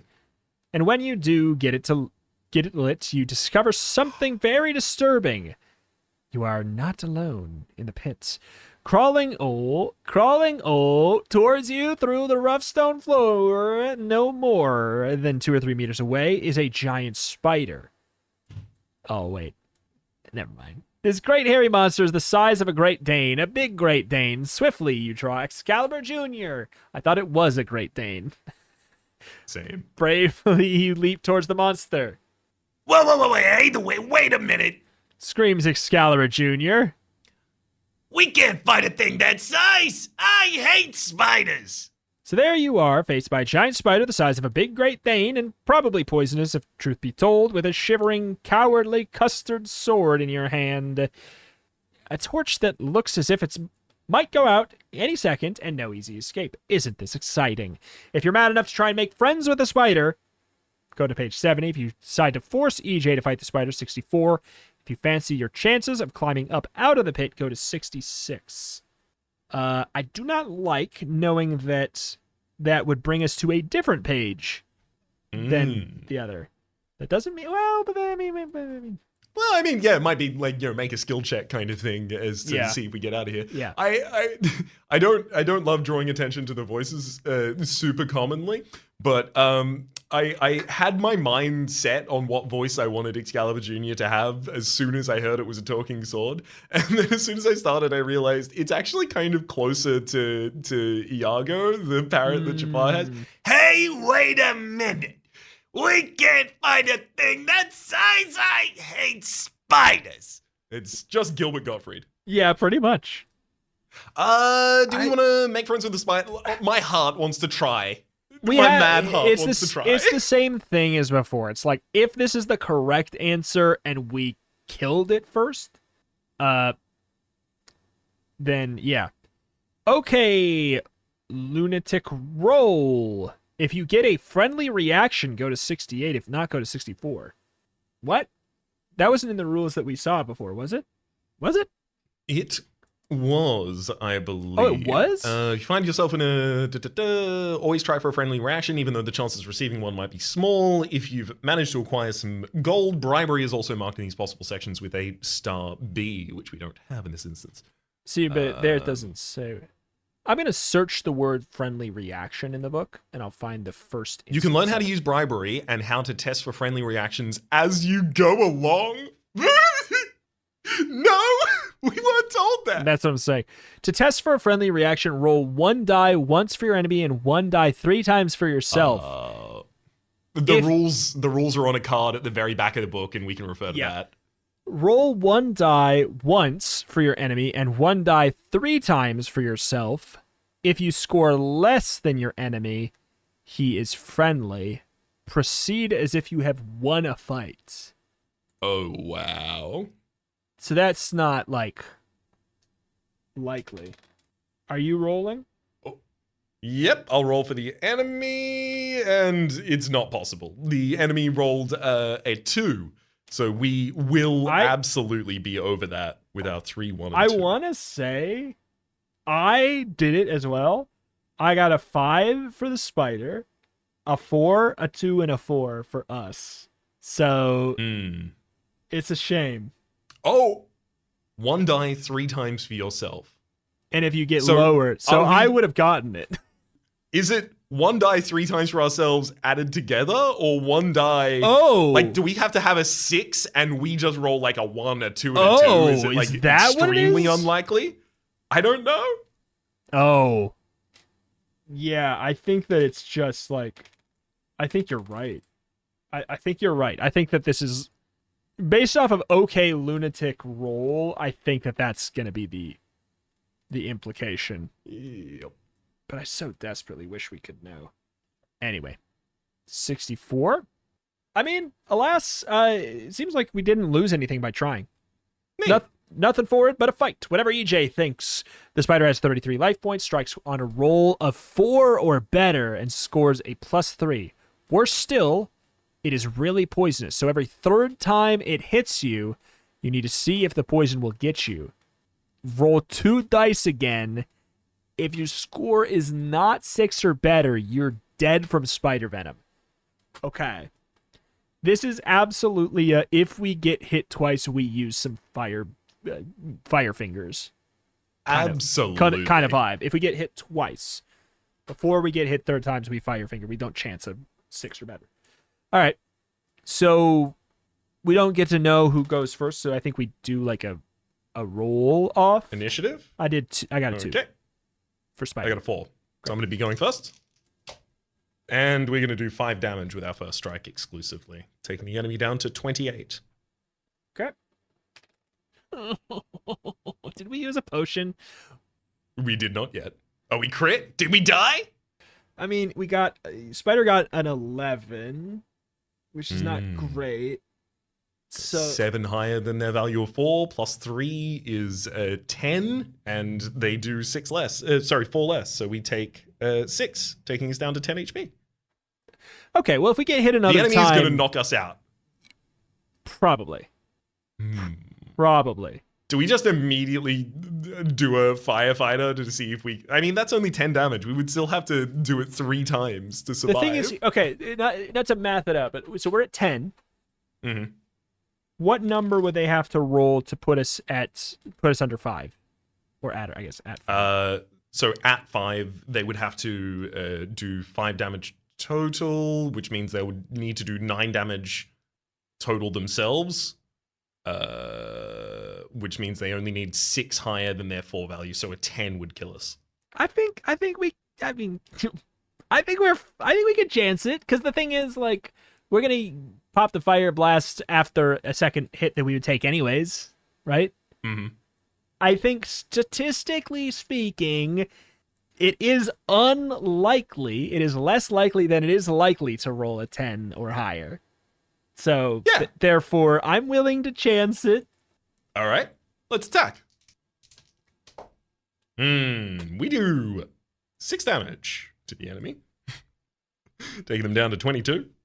I mean, basically the thing is, it'd be nice. The min-maxer in me wants to get him into 1 fire finger range instead of 2 fire finger range. You know what I'm saying? Like, that sounds like the ideal. Indeed. Okay.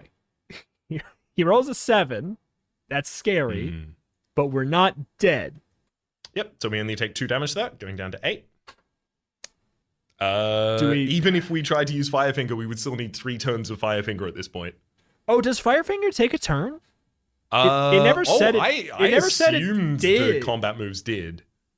Yeah, that's what I was wondering, because it never says it does. It doesn't say that. So I was under the impression it might be like a, well, use it at your discretion, it is a limited resource kind of a thing. I could be wrong. But if we could play it by the rules and go for a Firefinger, or by the presumed rules, go for a Firefinger and then just see. But yeah, I was operating under the assumption. That's why I was so gung-ho. Is I was operating under the assumption we could do 2 Firefingers in a turn. That's going to be worth figuring out is the thing. Yeah. Although that would give you always, until you run out of Firefingers, the ability to just nullify enemies, which I would be surprised about. Just very quickly looking for any additional rules. I've seen nothing on it, so I think we need to make a judgment call.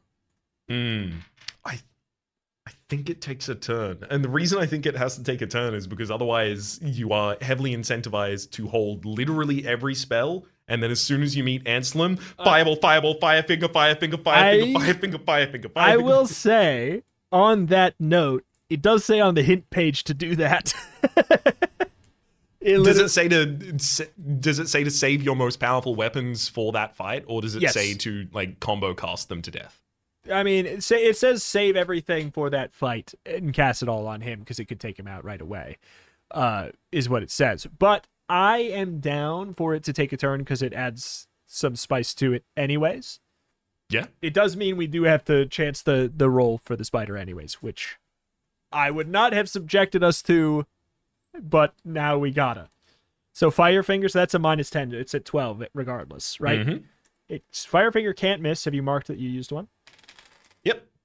Okay, so I rolled a 5, which is a hit, but is it damage? It's 3 and 1 negated. Oh, wait, does this count as the third time the spiders hit us? So that we have 100%. to use the venom? Yeah. Which is why we we didn't know we needed to figure it out before. I would not have been so risky as to do it. So we need to roll what? I've rolled a 7. It was above a 6, right? In order to survive? Then we're fine. So that's just a check. It's not damage. It's just a check. Okay. It's just a live check. So we're fine. Fine is a bit of a so the enemy's stretch. the enemy's on 12. If we use Firefinger on our turn, they'll be unconscious. I think that it's unwise to not at this point. Bazap. We bazap them. And how much health do we have? Spider again? is now on 2 HP, and we have 8. Yeah. Let's heal. Spider's Chug a knocked lug a out. potion? Sounds good to me. So let's roll 2 dice and heal that much. You want to do that? Mm-hmm. Yep. And we heal by 10. Sick. We'll take it. The question is if we use another or not. I'd say maybe we're fine. I'm happy to use another because we can get the full value out of it. Yeah, that's kind of what I was thinking. Is if we're under 12, we might as well. Let's do it. Do it. We got another 9. Hell yeah. Up to 27. Okay. That works. And we Kill have the 16 charges of health pot left. I mean, yeah, that's why I'm fine with using it. And we'll go up to 80 here. What a mess. Legs all over the place. Still, you killed the spider, Pip, which is better than the spider killing you. And we got experience. What are we at? We can't be at even that much. How could you even get 20 experience out of it? What the heck? No clue. 4 experience. Unless a lot more things are puzzles than we would say. Like, you opened a door. You solved the puzzle of the knob.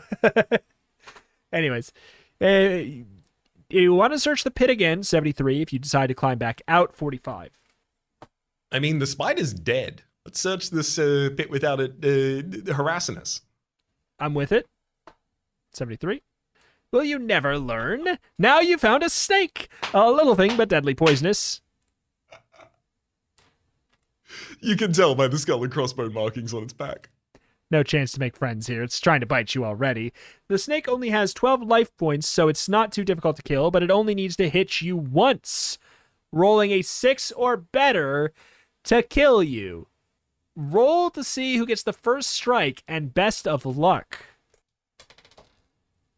Snake got I rolled a 3. a 4. Okay. Woo! We go first. Okay. Firefinger? If we zap the snake, Absolutely. But let's also, do it. oh no. I don't want to risk this death. Yeah, that's just... All right, 79. One more Firefinger. The snake is now unconscious, and we kill it immediately afterwards. 79. Are you gonna search again? If so, go to 69. If you've had more than enough of this pit, climb out and go to 45. Now, Raps. Let's do it. Let's go. I want to know.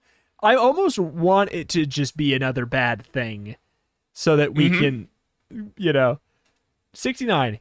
How do you escalate from that? Giant spider? Snake? I think it's just like, I think you would just say, you die. Like, come on, you die.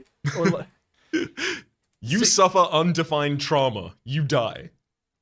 page 69. You found a secret door, Pip. Well done. Go to 91. Woo-hoo! I mean, hell yeah. In Wizard's Anselm's dark lair. 91, a secret door, Pip. What an extremely sneaky place to put it. An adventurer could wander around for ages and never think of looking for a secret door down here. Well, always worth looking behind a secret door, Pip. The thing is, can you open it? They aren't as always so easy. Roll your dice quickly. Score 6 or below and go to 94. 6 or above, go to 118. Go, come on. We scored a 6, so we go to 118. Okay. Just marking down 91 takes to 94 and 118. My notebook is much more of a mess than normal for this. Mm-hmm. You got a knack with doors, Pip. It opens so quietly, which is just as well since there are 2 guards on the other side, nasty big men with leather armor and swords. Since you open the door quietly, you have the advantage of surprise, which gives you the first blow against each of them, so go to 86. 86 Fight time. bribe. We can bribe each of them, potentially. You're into a fight, Pip. Whether you like it or not, each guard has 15 life points. Their swords do +2 damage, and their leather armor subtracts 2 from damage against them. Remember, from 82. So we strike first. When rolling dice to decide the outcome of the fight, take the 2 guards together when you're working out the sequence. Okay. All right. So we get to go first. Mm-hmm. Focus left guard. Focus left guard. All deeps on left guard.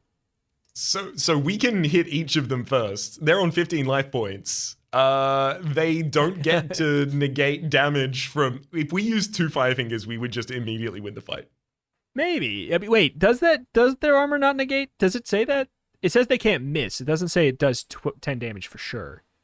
Oh. Okay. So, We'll very quickly in my check that. heart, that sounds like a 4 fire finger kind of situation, which makes me want to try and just get first strike on both of them.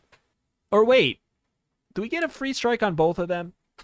Or I think so, based off of the phrasing. We get First a free strike strike on against each. You get a first strike against each. Which makes it sound like every turn... Wait, do we get to attack both of them every turn? Is that what it's saying? No. I surely believe not. so. We're like conducting 2 different fights at the same time. I guess, yeah. I guess that's the case. All right. Well, do you want to use a fire finger or... Yeah, it doesn't say whether or not the fireball's damage is reduced. Yeah, I think it's just the fact that the leather armor subtracts 2 damage from any damage scored against them. That phrasing makes it sound Okay, like... yeah, that makes sense. It sounds like that's where the determinant is. It's on the armor. Well, maybe we should start punching. I think we start punching. Stop mathing and start punching. Which page are we on, sorry? Oh, 86. 86. So they have 15 life points. Yeah, if you roll to attack, Cool. because we got to go first. We get to go first. First strike against guard number 1. Does no damage. First strike against guard number 2. Does 10 damage. They're 8 damage. They reduce it by 2. Ah, so they're at 7 So then. Okay. we've got 15 and 7. Oi, who goes there? The first guard wakes up from his slumber and swings his little tiny sword at you. And does, so 7 is a 2, so it's gonna be 2, right? Wait, no, 1. It would be 3. It would be 1 above their 6, and then an additional 2 for their sword. But it's actually 0 because our Yes. leather armor negates all of that damage. Correct. That's right. Okay, second one gets a 9, which is going to be a 3 plus 2. 1 full damage to 1 us. full damage. Wow. We can handle, like, a lot of these guys. But one snake can kill you instantly. God forbid one of these guys is a snake. All right. Okay, 5 damage reduced by 2, so we are taking the first target down by 3 health. Okay. So they're down to 12 now. All right. Anything. And but the stick. second guard is that straight to dead? I believe that's straight to dead. That's a murder. 5. Yep. They're on -1 HP. Oh no. He explodes into viscera. I throw EJ up into the sky and it lands down point first. I catch it by the point. I swing my arm around and I throw the sword like a dart directly into the middle of the forehead of the enemy. And they explode into viscera. Dale! All right. All right. He was a pacifist! You killed Dale! And he rears his arm back and does a... Wait, does a 7? Which is, if I remember correctly, not 0. impressive. Mm-hmm. Not enough to hit us. He's landing a lot. He's just not... It's not doing anything. His eyes are too full of tears at the death of his compatriot and he cannot aim appropriately. Yeah. We roll snake eyes, doing no damage back to him. Okay. All right, now I've got you. He rolls His an whales 8, put us off. which is 2. Ooh. That's still nothing. Still Right? 0 damage for him. He needs to roll a 9 or above. Yeah, anything that doesn't have a +4 is like kind of screwed. Mm-hmm. We do 3 damage to the enemy as a result of hitting them exactly and decreasing our sword's damage by 2. So he's down to 9. Or like, this is the like longest fight we've had. He gets a 5. He does nothing. He's worn down. He's crying. He's in a pool of tears. Some of Dale is on his shoulder. He's just As he is slumped into this somber mess on the ground, we walk up behind him with EJ and attempt to slit his throat. Unfortunately, oh no, wait, I do 4 damage. 5, 1, 5, 2. Yeah, we do 4 damage, so we knock him unconscious. We unfortunately only slit the oxygen and not the blood supply, Yeah. so he just passes out. Raps, make another attack roll. Dead as hell. Dead as disco, baby. He pops. Now he's joined with Dale in a pile on the ground. 107. We have done a murder. Now that you have time to look around you, you find that you're in a small anteroom with a single well-lit corridor running off northwards. The whole feel of this place is very different to the parts of the Wizard Anselm's Dark Castle that you have already visited. It feels lived in. If you listen carefully, you can even hear distant sounds. Better move quietly, Pip, and keep a careful lookout. You creep along the corridor for 15 meters until you arrive at a T-junction with a second corridor running east and west. Quick glance both ways tells you this corridor is empty for the moment, although you have a feeling someone might happen along at any second. If you decide to move west along the new corridor, 105, east 96. If you decide risking looking for another secret, and you never know secret door, and you never know your luck, go to 99. Do you feel like they would have another secret door, but this one like telling you to look for it? It just doesn't feel like killing 2 guys with no loot is proper reward for the amount of effort we've gone to. Yeah, it's true. But like we're in the dark part of the castle anyways, so 105 or 96 could be our reward as well. Am I missing something? It's true. Do you want to try 99? Is all I'm getting. I do. Okay, that's what it sounded like. Let's go to 99. Trouble, Pip. While you were searching for that secret door, a guard crept up on you, and in the circumstance, he has the first strike. He has 20 life points, wears -2 leather armor. Oh, yeah, okay. And he carries a +2 sword. That's what's much worse. He's a particularly skilled swordsman, so he only needs a 3 or better to hit you. Okay, so he's much scarier. And he gets to go first. Boy, have you seen Dale?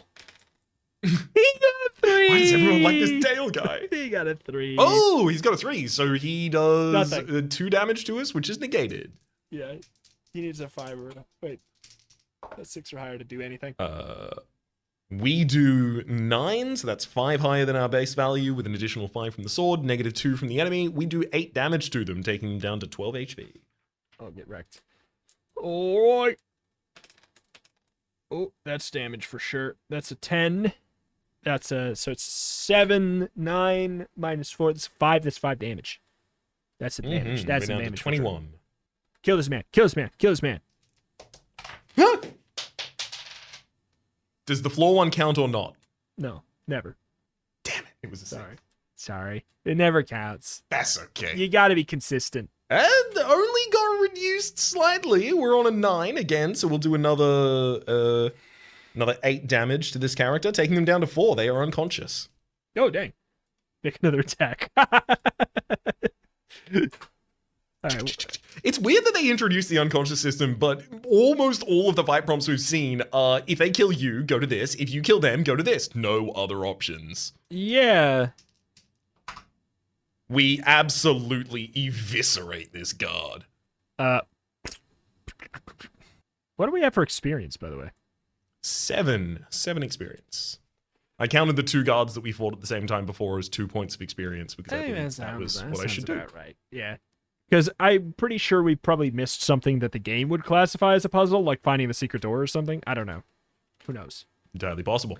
Another baddie bites the dust. You're doing rather well at the moment, Pip. If you want to continue searching for the door, go to 134. Otherwise, go to 107 to reconsider. I mean, think what could happen? Like, we could probably die pretty easily. So 134. Perseverance is a very worthwhile characteristic in an adventurer. Roll dice. Score 4 or more and go to 143. Score 4 or less and you find nothing. Oh, well. We go to 143. Oh, look. We roll a 6. Thank God. A 4 and a 2. You just got lucky, Pip. You found the Wizard Anselm's treasure room, and what a find. Just look at it. Gold, silver, gems galore. King's ransom here. Old Anselm must have been thieving for years to amass this lot.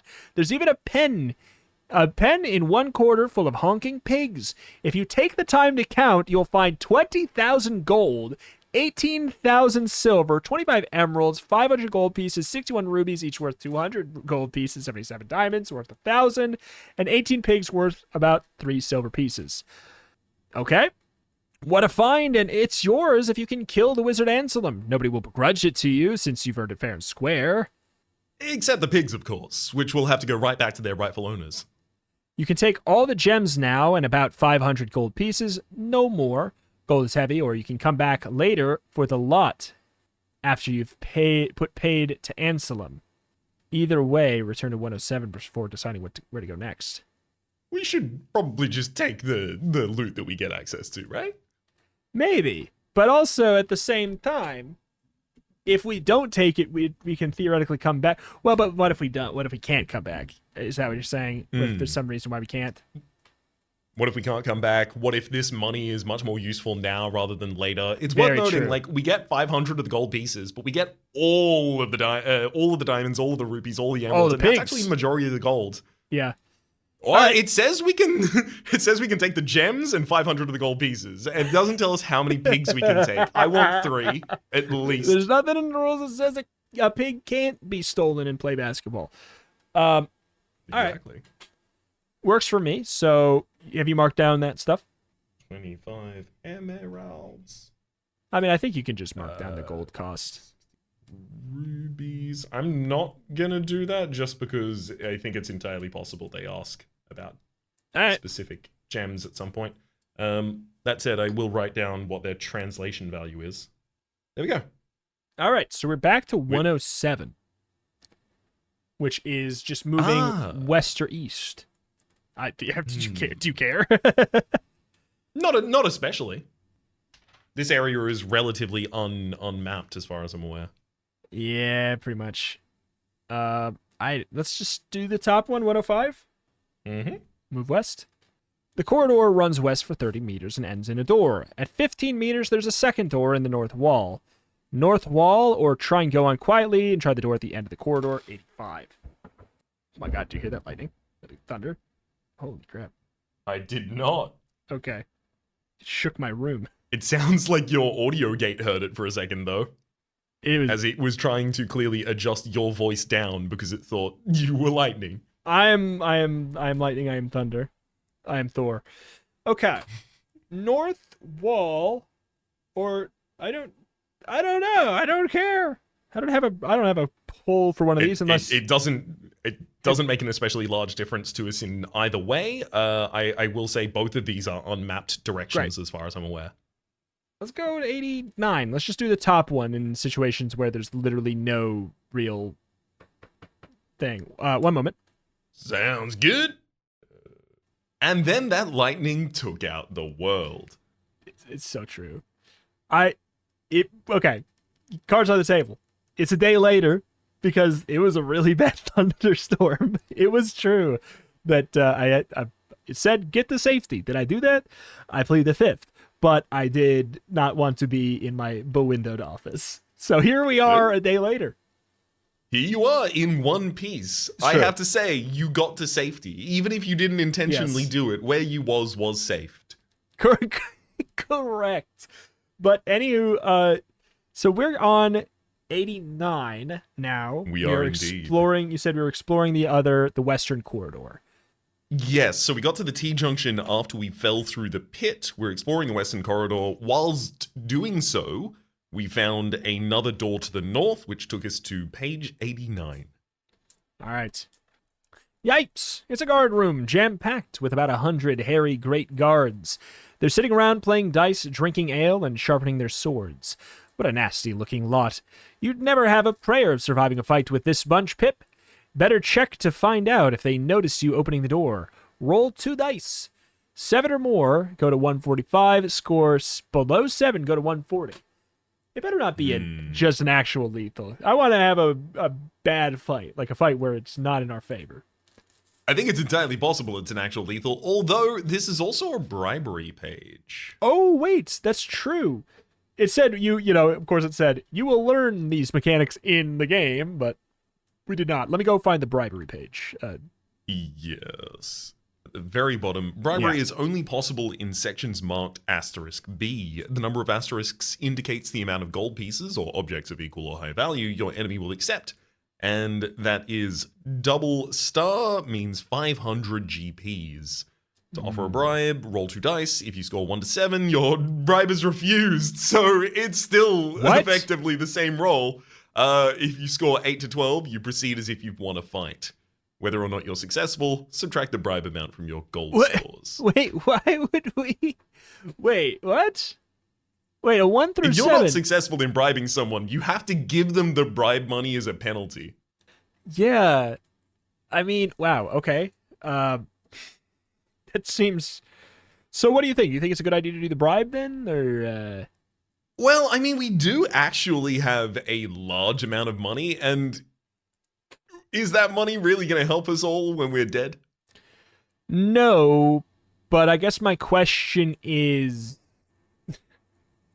We're rolling to get above a 7 either way.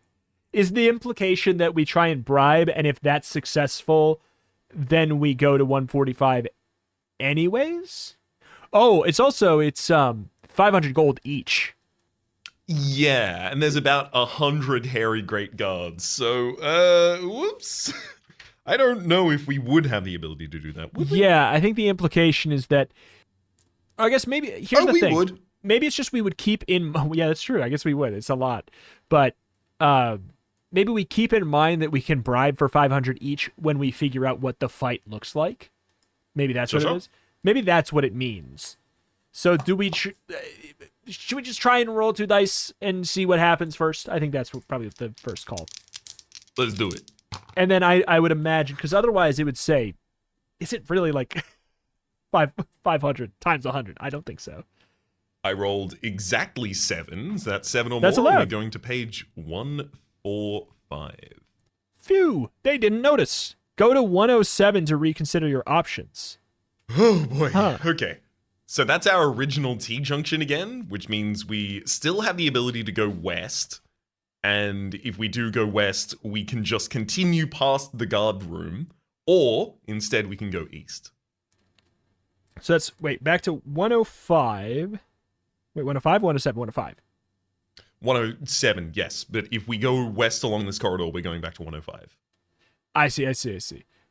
Oh yeah, okay.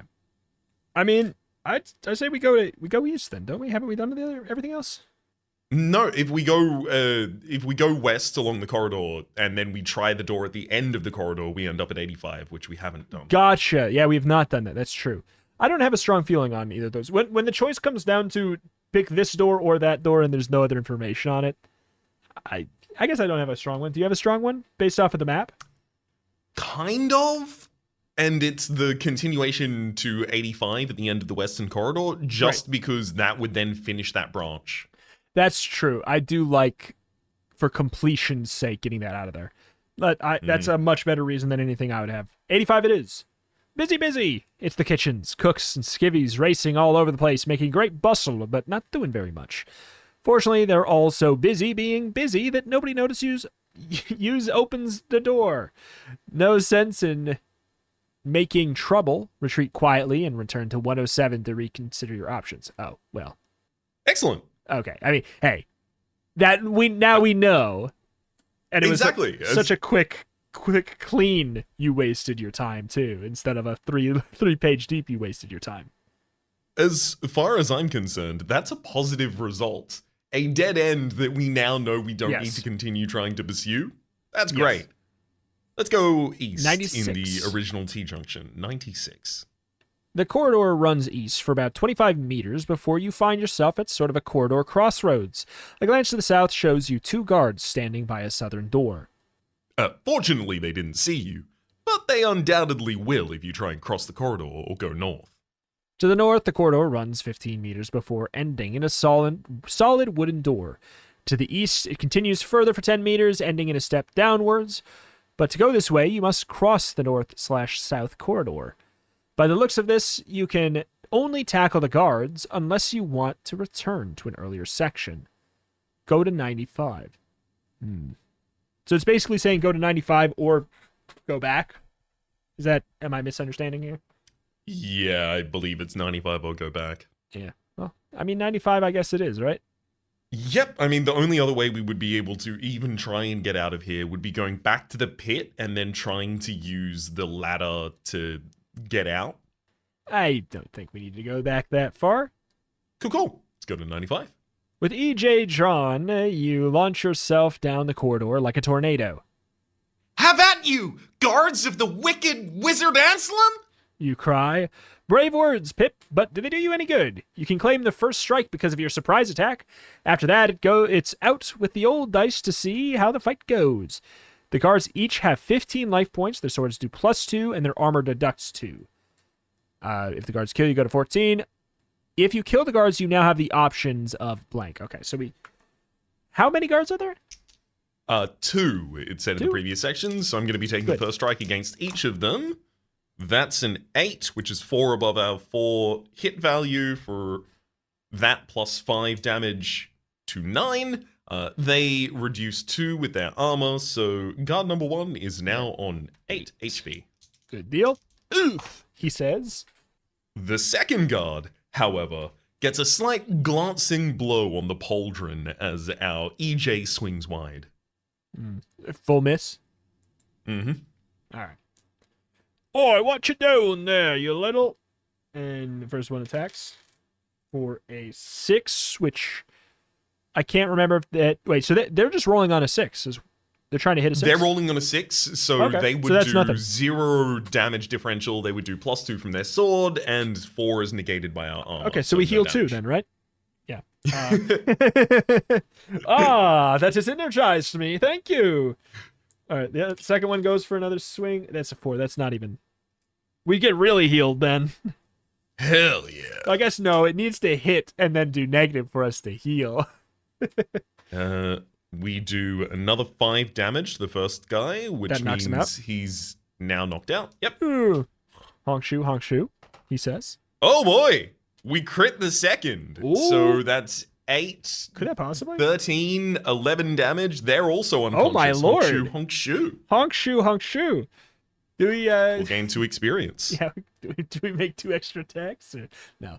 Oh, absolutely. All We right, have yeah, to kill the guards to have the remaining options. That's true. You're right. It says if you, yeah. Why does it? I don't. It does seem like there should be something related to the knocking out if it's even a mechanic at all. Like, So, in between the end of the last recording session and the start of this recording session, I did quickly check. And I found that there is one instance, apparently, in all of the 8 books where What? there is actually a difference based on whether or not you knock them out or you kill them. oh my lord, why is it a thing then? You might never not done even see that done one. You know? Yep, exactly. That's crazy. All right, well, let's kill him then. I mean, I guess all it acts as is its flavor then, right? Like I think that's what it is you can choose to knock them out or kill them. Flavor, I guess. And it's like everything kind of has 5 less health than they seem. Sort of. Yeah, exactly. I think that's all it really means.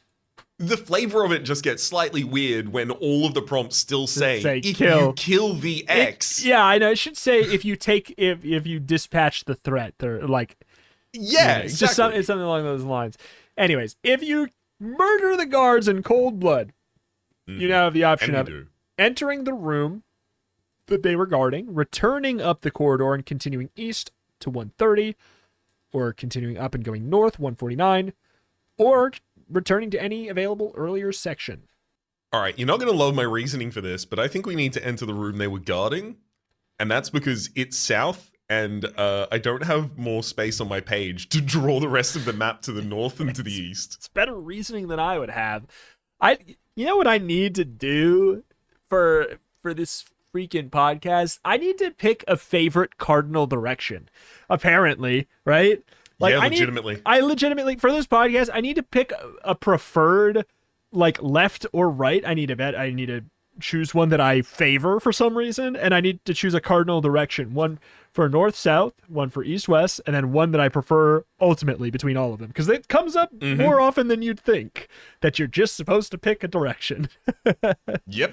So I also end up in the exact same position of like, I mean, I have to optimize around something here, right? No. Yeah. In these instances, if you don't have anything else to optimize around, it's useful to just have something built into your soul that's just like north. It's always north if there's no other option. I like north. I like north, but South, 138. So 138.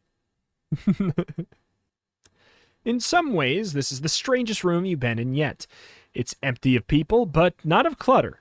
In fact, it's so jam-packed you can hardly tell what size it is. There's a furnace and benches, racks, shelves, cabinets, sacks, drums, barrels. The list could go on forever. Hanging from the ceiling, there's stuffed lizards, dried herbs, shrunken heads, a few glistening skulls, and one full skeleton. There's banners on the wall embroidered with mystic sigils. There's a circle drawn on the floor on one of the few spaces open. And the circle's inscribed with more mystic signs.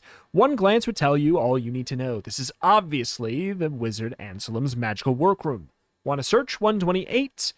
Want to see what happens if you step in the circle? 144. Decide to get out of here as quickly as possible. Return to any available section, since there are no exits from this room. I mean, we search. this is his magical workroom. This is where the magical is going to be. This is where all the magic happens, so to speak. Exactly. That's the least euphemistically that's ever been used. I know. I think we need to search the area. Yeah. I think 128, I feel like standing in this circle seems bad. Oh, absolutely. Ooh, roll dice to see if the search produced anything worthwhile. There's 3 different options. This is just a loot table kind of situation. Mm-hmm. We rolled a 9. 9, that gives us the middle option. Whether or not that's middle good, I don't know. 148 it is. Something interesting here. Looks like a wand of some sort. You lift the wand and wave it. Nothing happens. All the same, it looks like a wand. You point it and nothing happens. Silly thing. You mutter. And at once the wand emits a luminous green globule which sticks to the wall, pulsating slightly. A little trial and error soon teaches you to use the globule wand. You point and say, "Silly thing." Silly thing? Again, and a globule fires. Whether or not the globule hits the thing that you're aiming at depends on whether you achieve your normal strike throw. If it does hit, the globule will do no damage, but it'll hold them perfectly still while you get 4 strikes at him without him being able to attack back. Oh, hell yeah. Roll 1 die to figure out how many globules are left in the wand. Oh, that's broken. Come on, and good result. There's a 1. There's 1 globule left in this. It's the only one that counts. Worst result possible. Yeah. Oh, great. Found something. Good. Great. Hey, Ed, I mean, it'll be great. It's better Hey, than you know nothing. what? It's optimized for us one thing, which is we know exactly which fight to use this in now. There's only That one is fight true. we can. There's no thought about like which one. Yeah, because what that sets up that's really good is you use that wand, and then with the way we decided the rules are with the spells, that could give us 4 turns to just chain cast spells. Yep. So that's like the wand of make the rules the way I thought instead of the way that we agreed on eventually. That's what the wand will be. Okay, so we're back It's to the wand 96. of free cast fireball. Exactly. So was it 96?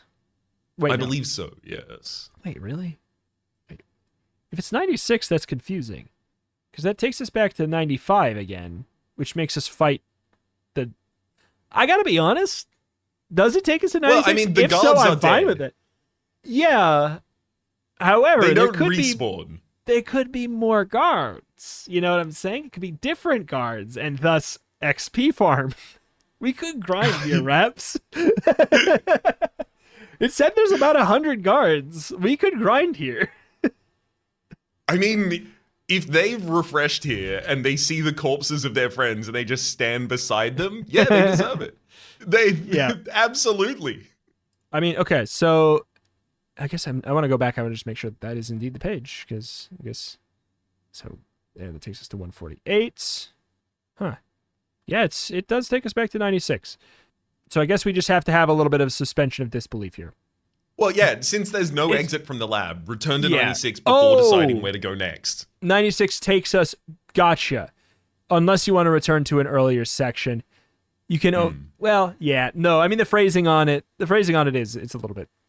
You can only, by the looks of this, you can only tackle the guards unless you want to return to an earlier section.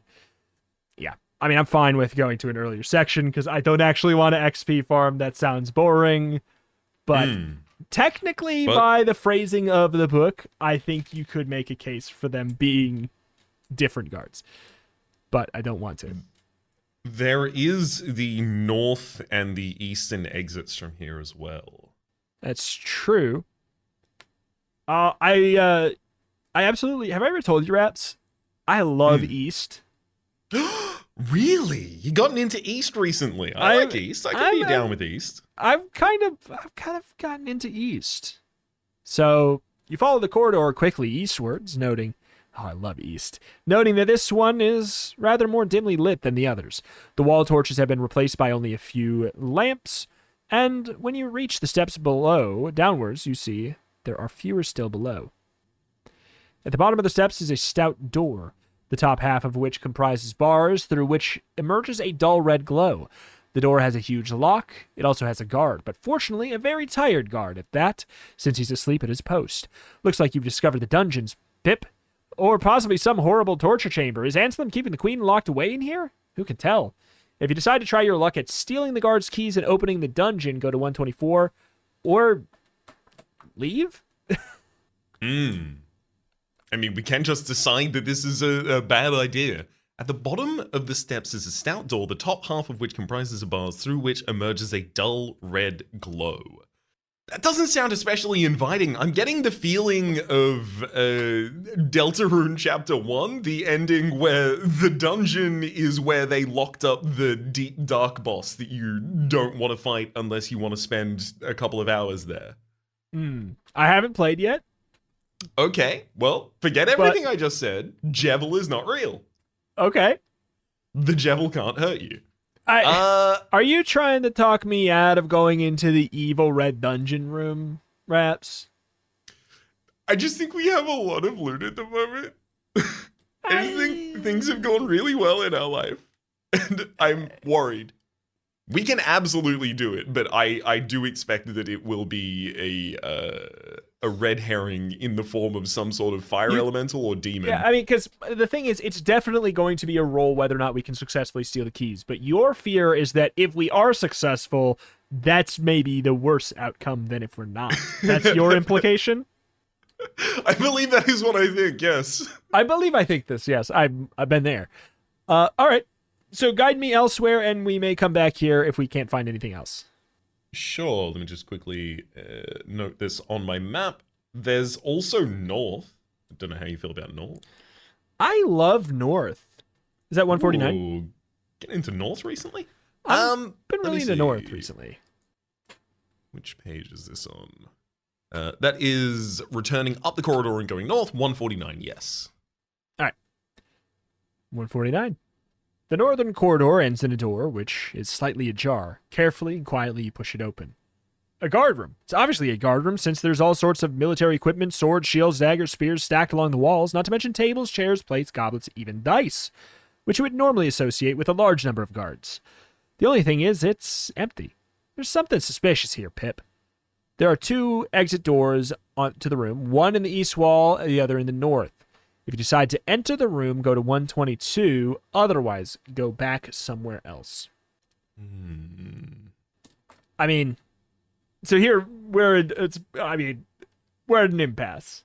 There's 2 extremely suspicious paths, and we gotta pick one. So, right? Am I missing something? These are the 2. I'm looking at my note, and it just looks like a mess at this point. My notebook. Normally, it's so clean for Goosebumps, and for this, it's a mess. So yeah, we have two paths that seem dangerous. We could die. It's just we also technically do have the ability to go back to the original room and climb out. Not that I'm advocating necessarily for that, but the rules of the game do allow us to at any point just go back to a previously explored area via our map. You're saying before we even find the secret door, or no? Even before that, or there's an extra secret door? The extra secret door where it was like, congratulations, Pip, you found the secret door. Never mind. Yeah. The pit, I believe that we fought the spider in. Yes. So before that, I don't think it's wise to go back there. There was a lot of instant deaths back there, because I think they were less likely to.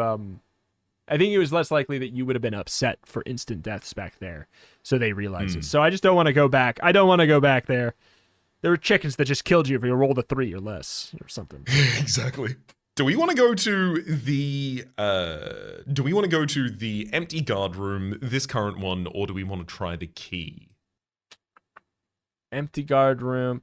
I mean, it says there's 2 exit doors in here, but it's interesting that it says you decide to enter the room and it doesn't give us try and go for the east, go for the north. So I guess my question would be, is this for some reason like? I think this might be the invisible guards room.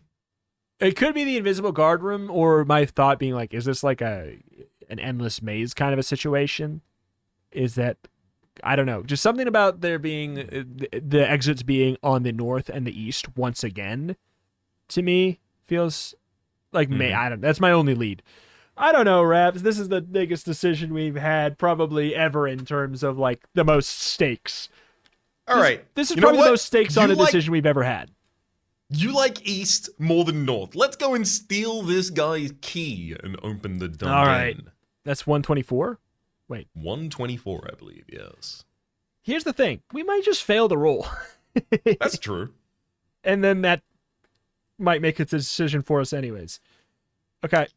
So we are going to slowly, gingerly, you steal down the steps. Carefully, slowly, you reach out to get the man's keys. Roll dice to see if you make it. 2 to 6, go 142. 7 to 12, go to 126. It doesn't say which one's better, but we usually presume. 7. So 7 to 12 on 126. Watch this be one of the ones where it doesn't. Oh, okay. Sneakily done. You've got the keys, and the guard is still snoring soundly. Use them to open the dungeon door quietly and go to 125. It's a dungeon, all right. And a torture chamber. Just look at the shackles on the walls and the Iron Maiden, that big coffin-shaped cabinet with iron spikes inside the door, and the rack for stretching people, and the branding irons and the charcoal brazier. The Wizard Anselm could do somebody a lot of damage in here. Fortunately, there's no one to do damage to. No wonder the guard was asleep. No tough job guarding an empty dungeon. There is no exit from this room. Go back to 96. Well. All right, we survived the dungeon. We did it. You weren't wrong. It was not the right choice, but for... Well, I was as wrong as hell. I thought that was going to be a big old demon in here. It's true, but the true demon is, wasting your time, right? Exactly. So with no further time wasted, 149, let's go north of the corridor and see what's in that room when we step in. Is it 122? Yeah, 122 for entering the room. Correct. You're halfway across the room, tiptoeing, when a soft voice whispers in your ear. He doesn't need guards, Pip. He's got me. You freeze, then turn. You're staring into the cold eyes and smiling fangs of a fully fledged, dyed-in-the-wool, real-life vampire. Do you still have that garlic by chance? Yeah. If you still have your garlic... No cheating now. We do. If you ate it, it's gone. When would we have eaten it? They didn't say if it gave us it. They never said it would give us anything. Why would we have eaten it? Exactly. No, they told us about the salves and the potions of healing. They didn't tell us any effect from garlic. What they should have done was, sorry to backseat this book from 1983. I would have maybe been tempted to eat it if it healed us for 10. I don't know, maybe. But, okay, 132, of course we have it. The scream of the vampire as he sees the garlic in your hand. He clutches his throat and writhes. His knees buckle slowly, his eyes cross, his face goes pale. Well, paler. His entire body begins to convulse. His fangs fall out. He drops in a heap on the floor. He begins to shrivel, growing smaller and smaller until all that's left is a tiny heap of dust, some moldering clothes, and a jeweling ring. Jeweled ring. Worth 500 about gold. 500 gold pieces of anybody's money. Luckily, you had that garlic, Pip. Yeah. East or north? I love east. Let's do it. Okay, so 136. You are looking into a large chamber set out of rows of bunk beds. Each one has a small wooden locker placed by the side. Obviously a dormitory, Pip, and empty. Just go north, all right. Perhaps I'm starting to not like east. Well, I'm afraid you chose east, so that's what you're going to have to stand by for the rest of time. Best get to liking east. Man, you best start liking east. You're in one. Yep. 127. As you... Wait, what the heck? The top... Well, whatever. We'll figure it out. As you approach, a strange thing happens. The northern door swings open of its own accord. You're looking into a vast, granite-lined throne room. Colonnaded with black granite pillars. Between each pillar stands a thick, 2-meter-high, jet-black lighted candle, which gives off a heavy, sickly sweet smell of incense. Beyond the columns hang heavy maroon velvet drapes, and at the end of the colonnade is a granite dais. Step to a huge, rough-hewn granite throne. By the foot of the throne are two of the largest, fiercest, jet-black hounds you have ever seen. Hounds that stare at you malevolently with fiery eyes, and on the throne sits a tall, dark-haired, dark-bearded figure, dressed in heavy, flowing black robes. Menace hangs over him like a thundercloud. Welcome, little person. Booms the figure on the throne. It seems you wish to see me. It's him, Pip! It's him! You are face to face with the Wizard Anselm himself! What a fight this is going to be! You are gonna fight him, aren't you, Pip? Not much point in the whole adventure if you don't, eh? First, the good news. The Wizard Anselm will make no move to harm you until you have successfully defeated his black hounds. Now, the bad news. Each hound has 25 life points and bites with +4 damage. Get the dice rolling, Pip. Worth noting, the hounds can be bribed with money, it says. Yep. It's a 4-star Four-star bribe. Which Yes. means they want 10,000 GPs each. I mean, in a way, how much money do we have? Well, Uh, I guess okay, on us. So, we have 500 GP. We also have a jeweled ring worth 500 GP. We have 77 diamonds, each worth 1,000 GP. So we totally have the money for this. We have 61 rubies worth 200 GP each, and 25 emeralds worth 500 each. So the question is, do we go for it knowing we have that giant pile of money? The fear being that something precludes us from being able to return to said giant pile of money. And thus why that was even a thing in the first place, because otherwise it seems too good to be true. So I like it. I do. However, I do want to consider the possibility that beating these hounds unconscious and then leaving them alive, although we'll get experience, might actually be pretty easy. So they're not negating any of our damage. They don't have any defensive armor of any kind. They do 3 additional damage, is it? 4. So they have 25 health and they roll straight. So they basically have 20 HP, and it's just a straight roll. Everything over 6 is damage. Everything. I think I think you're right. I think it's fine. Especially because we get to use as many healing potions as we want afterwards. Although, true. I also can't think of too many circumstances where, this amount of money is going to be relevant or necessary for us. That was kind of my thought, but also, what if they're like, the townsfolk need this much money to repair the orphanage? It's, whatever. Something like that. I'm down to fight them for the experience. We also get the experience, by the way, right. if we It does bribe say, them. it does say act as, Wow. Ain't it the way, right? But anyways, I'm down to fight him. Always seem to go. Let's do it. I mean, I think we worked all the way to get here. Let's have a big old tussle. So before we do that, are we at full health? We are currently not. We are at 21 out of 32. We could drink a potion. Let's just drink a potion, like a chug, chug, chug. Chugga, choo-choo. Where am I tracking our potion usages? Up there. Excellent. And our potion gives us snake eyes. We get 2 from this. God dang it, Raps. How dare you? My bad. Roll good. Let's have another one. Watch this be at 6 to 6 and we overflow value. I mean, I'm down for it. We have so many uses. It's absurd. We get 9, which gives us exactly full HP. There Back you to go. 32. You knew. All right. So there we go. I just wanted to use 2 health pots to get there. Well, how many extra potions do we have at this point? Because there's multiple uses per. Yes. So we've used 4 charges of a health potion, which means there's 2 charges left in that same potion, and then 2 other full potions left of 6 charges each. I mean, that's fine. Yeah, exactly. They give you so much. It's like I expect it seems like if you're gonna die, it's either because you rolled so bad in a fight, because you can't heal in a fight. You either roll so bad in one fight, or you die to an instant kill. That seems like generally. But maybe Anselm's gonna be brutal. I saw mention while I was looking at people's experience with unconsciousness across this series that a lot of people do feel that the deaths don't tend to happen in combat. They tend to happen when you go to a page and it just says you died. Yeah. I mean, but the thing is, it could. It's dice. You never know. Exactly. Speaking of it's dice, you never know. Why don't you roll for the initiative of each of these hounds? 2. 5. So we're going to be faster than that hound?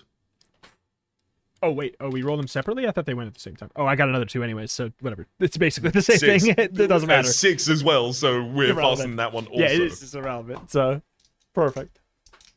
All right. First attack against hound number 1. We get a 6, which is 2 above our hit value of 4, and we get 5 additional damage for using EJ, the sword. So 7 damage to the first black hound.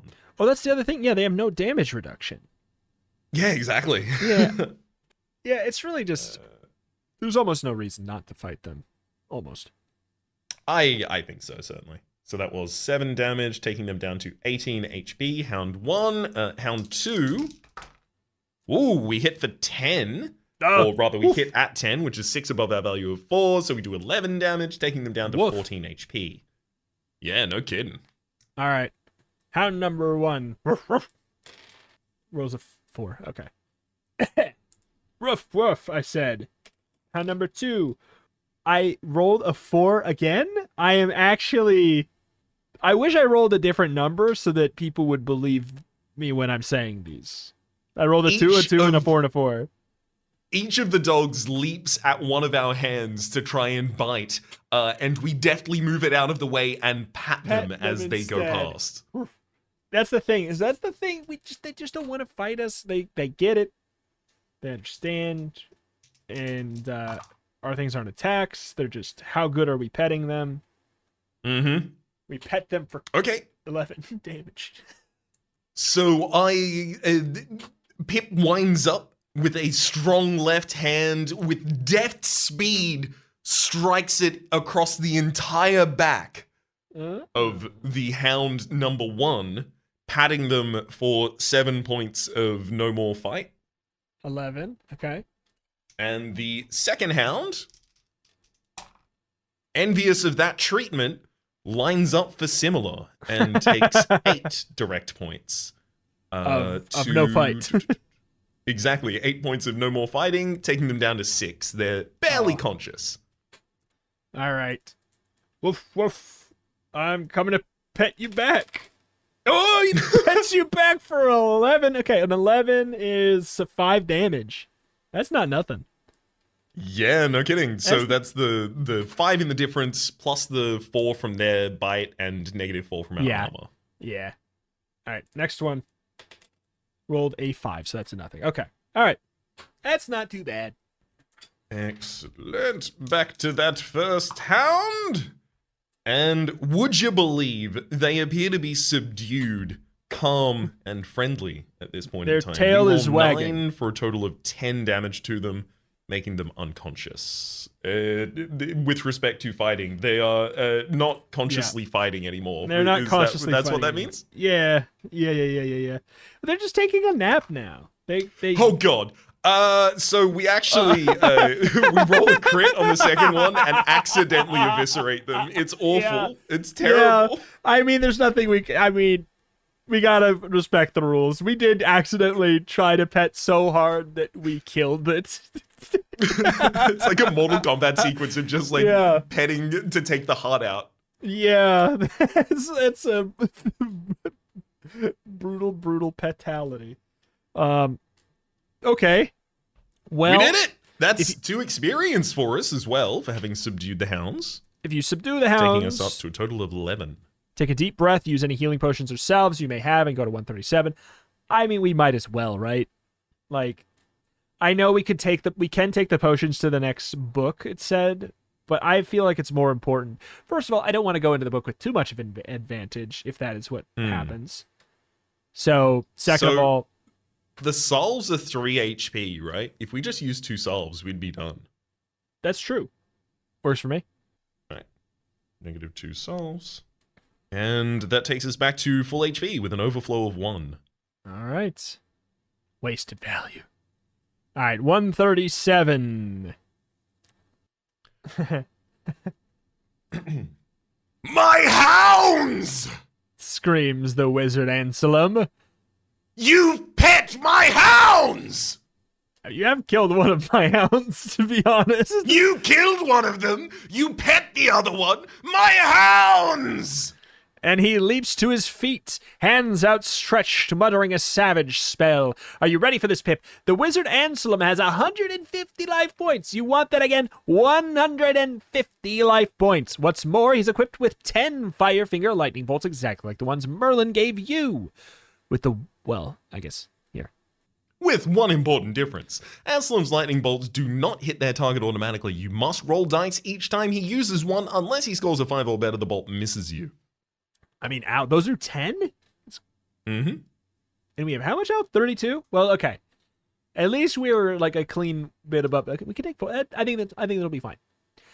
Let the magical battle commence, Pip, and may the best wizard win. All right, so he has All right. 150. So we have those fireballs, Right. We do indeed. So I think we we should both roll for initiative so we can figure out what to do. All right. Oh, what'd you get? Our initiative is a 6. What's yours? I got a 5, so okay. Woo! We go first. We use the goo Read it. wand. Go on! We have to use the goo Silly wand. thing! But it does have to hit. And then we have to look at, do you remember the rules for the fireball? Because they don't always hit. So the fireball is we have to roll 6 or more on a Yes. 2d6. And if it hits, it does What was- 75 damage. Yes, exactly. This So- enemy has 150 HP as well, so I think I know. I think I know what we're supposed to do. Mm-hmm. So Where's the rules of this sticky wand? it was just you have to roll above a, oh god. Silly. Whether or not it hits the thing you're aiming at depends on whether or not you achieve your normal strike throw. Okay, so it's just above a 6. Wait, no. If it does hit, the globule will do no damage. It's above a normal strike throw. So Yeah. oh yeah, that's with itself. So it is above a 6. Come on, please. Unless, I don't know. We rolled a 10. It doesn't matter. Oh, okay. All right. Perfect. My man's sticky as hell for the next 4 turns. In response, he does nothing. Yeah, he tries to roll, but he can't. All right, so we have 4 turns of unbridled kablamitude. Mhm. So the obvious thing is we definitely try the 2 fireball rolls. Absolutely. We brandish our left hand. We feel the warmth gesture straight from our chest, up through our shoulder, extending through the elbow, and out through the palm as we cast Fireball number 1. And it goes wide with a 5. I mean, I rolled for the second fireball. I don't know if this is legal. Is that allowed? Yeah. Because I did roll a 9. I was hoping that we would both roll 1. Is this allowed? For the power of friendship, our powers combined, we do as much as one person? Yeah, exactly. We'll be using the second fireball, but we'll have done Yes. 75 to the enemy. It will That have taken seems- 2 turns.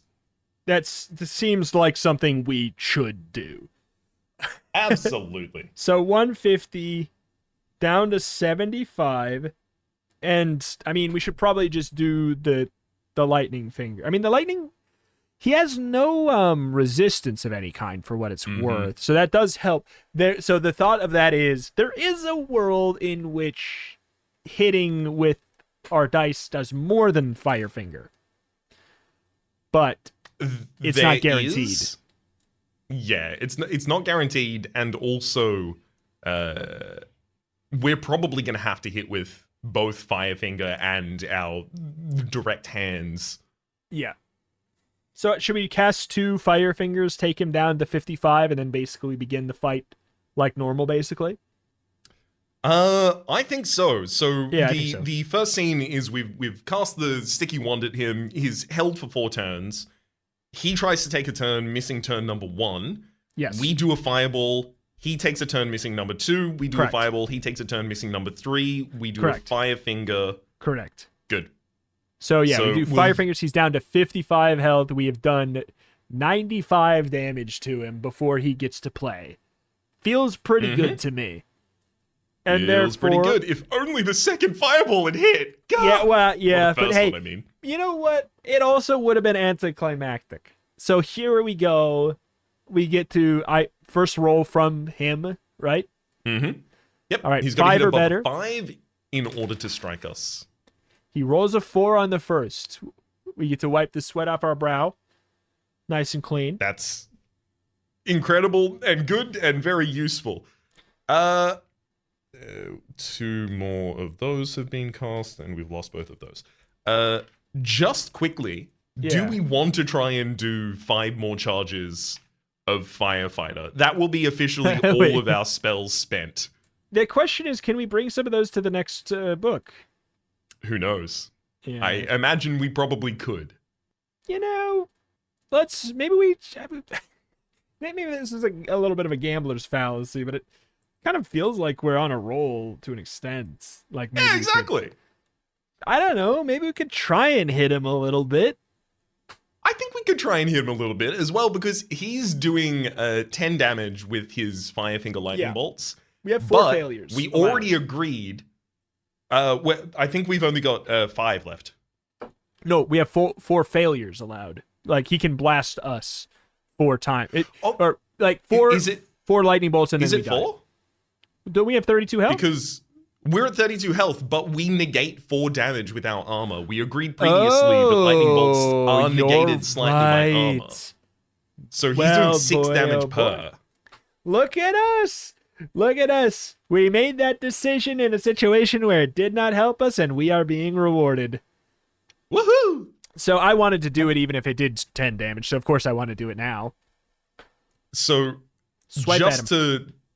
just to nut out the rest of this, the enemy can hit us a total of 5 times, and on that 5th time, we'll be knocked unconscious.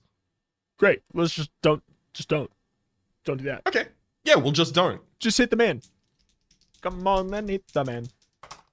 Okay, that will hit the man for some of the minimal, most possible hit. We strike for a 5, 1 above our value of 4 to hit, so plus 5 damage gives us 6 damage on the enemy, taking them down to 49 HP. Could have been worse. 49. All right. Could have been. He points his crooked fingers at you and goes, "Yeah." Nah, he And would. it's an 8. It is an 8, so that is one lightning blast across the cheek. Mm-hmm. Ah, god damn it. That takes us down to 26. We You have a like little look it. down to the... He's right. We have a little look down to our sword in our hand, which whispers sweet nothings up its hilt towards us, hoping that we'll hear the secret of how to strike. Unfortunately, we can't really make out any heads nor tails of what's Yeah. being described to us here, and strike speak wide sword. for no damage. I don't speak sword, but I don't know what you're saying. All right. Worked so well last time, so yeah. And it's a 9. We get it. Okay. Okay, well, okay. Now this is starting to. This isn't less good. This is less good for those who keep track at home. Yeah. Yeah. So Interesting. I think we should just start using fire yeah. fingers a little bit.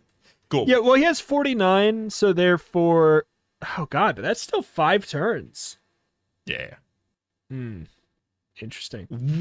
I'm gonna brandish my index finger on the right finger and just say the firefighter. Bzz. Firefighter 2 actually in this Fire instance. finger. Taking the enemy down to 39 and singeing their beard. All right. And it's been working so well, so why would he change it? Yeah. That's oh, I can't see what that is. That's a 3. That's not bad. We're fine. Love it. Love it. Yeah. Yeah.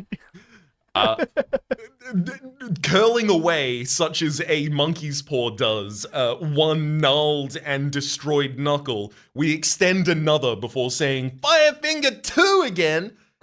I'm assuming that this is expending each finger effectively. And we do another 10 damage directly to the enemy. Their beard is fully alight at this point. All right. What would he do now? Yeah, doesn't work. He goes. Firefinger 1. He gets a 5. Is that good enough for him? He does. 5 is good enough for him. Yeah, unfortunately it is, which means we'll be going down to 14 HP. This game's rigged. We're at Oh, 14. we're not rolling. Yeah, we're on 14. We're gonna use another charge at Firefinger against him. We have 2 remaining. Oh God. Enemies on 19. All right, 19. I don't know why I'm writing it. And down, if we too. just had one more globule, or that fireball hit, or He got a 4. We're he good. got a 4. That's not enough. I rolled a 3 and then I went and then I got a 1. So I have great news. He has now officially rolled enough negatives that we will win if we just follow with our strategy. Great. So we take the enemy down to 9 with our second last fire finger. So, And we're Hear left me with out. only one pinky on our right hand.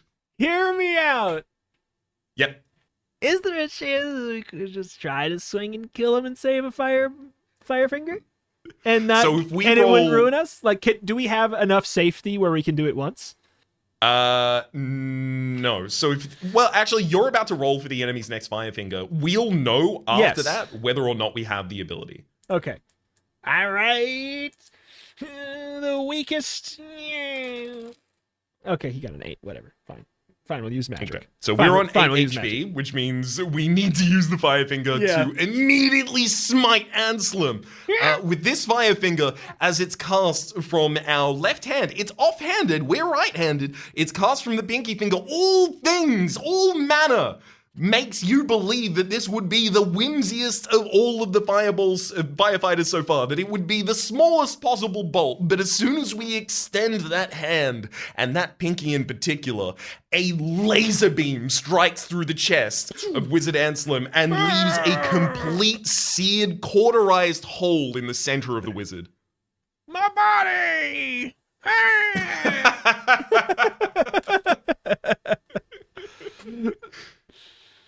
All right. If you kill the wizard Anselm, lick your wounds and go to 135. I mean, boy, and Let's boy, absolutely are we. lick our wounds to the tune of at least 1 health potion, just in case the next room is I like was detector gonna damage. say it might. What if it's just like a haha? Yes, absolutely. Because it said you can use it whenever, just not in combat. So before we accidentally are in combat, let's do it. We get 5 healing from that. We Great, are up good to enough. 13. As you stand, triumphant, in the mayhem of the shattered throne room, a small sound behind the throne attracts your attention. You investigate. Nothing there. But it was definitely a noise. You examine the wall, and no need for an experienced adventurer and wizard slayer like yourself to roll dice this time. You find a secret door. As the granite slab slides back, you know for certain that steps downward can only lead to one place. The prison where the wicked wizard Now defunct. was holding brave Queen Guinevere. You've done it, Pip. You've succeeded in your mission. You're a first-class 5-star adventurer. Now turn to page 167. This is the page that starts Pip Triumphant, just in case you're also Yes. having difficulty finding it. Yes.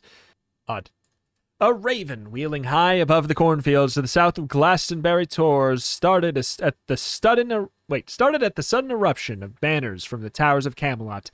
The king's insignia was there, and the battle standard of the Table Round, and the colors of every major earl, duke, and knight. The national flags of Wessex and Sussex and Essex were there, and even the Roman standard. No longer taking any real pride of place since Arthur sent the Romans packing. But most important of all, the queen's own golden pennant was there, flying higher even than the king's insignia. That would have been very strange in any other circumstances, but even the meanest, rudest peasant knew what it meant, and now rejoiced.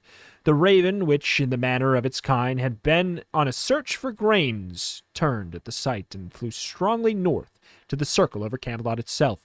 What a sight below! There had never been such a bustle, such excitement. In the castle itself there was a full turnout of the guard, armor polished to mere brightness, and every man standing rigid as a statue at his post.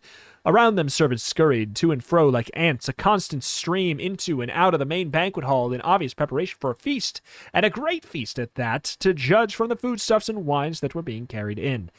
There was, too, considerable activity at the lists, as if the fields were being prepared for a joust, or even a full tournament.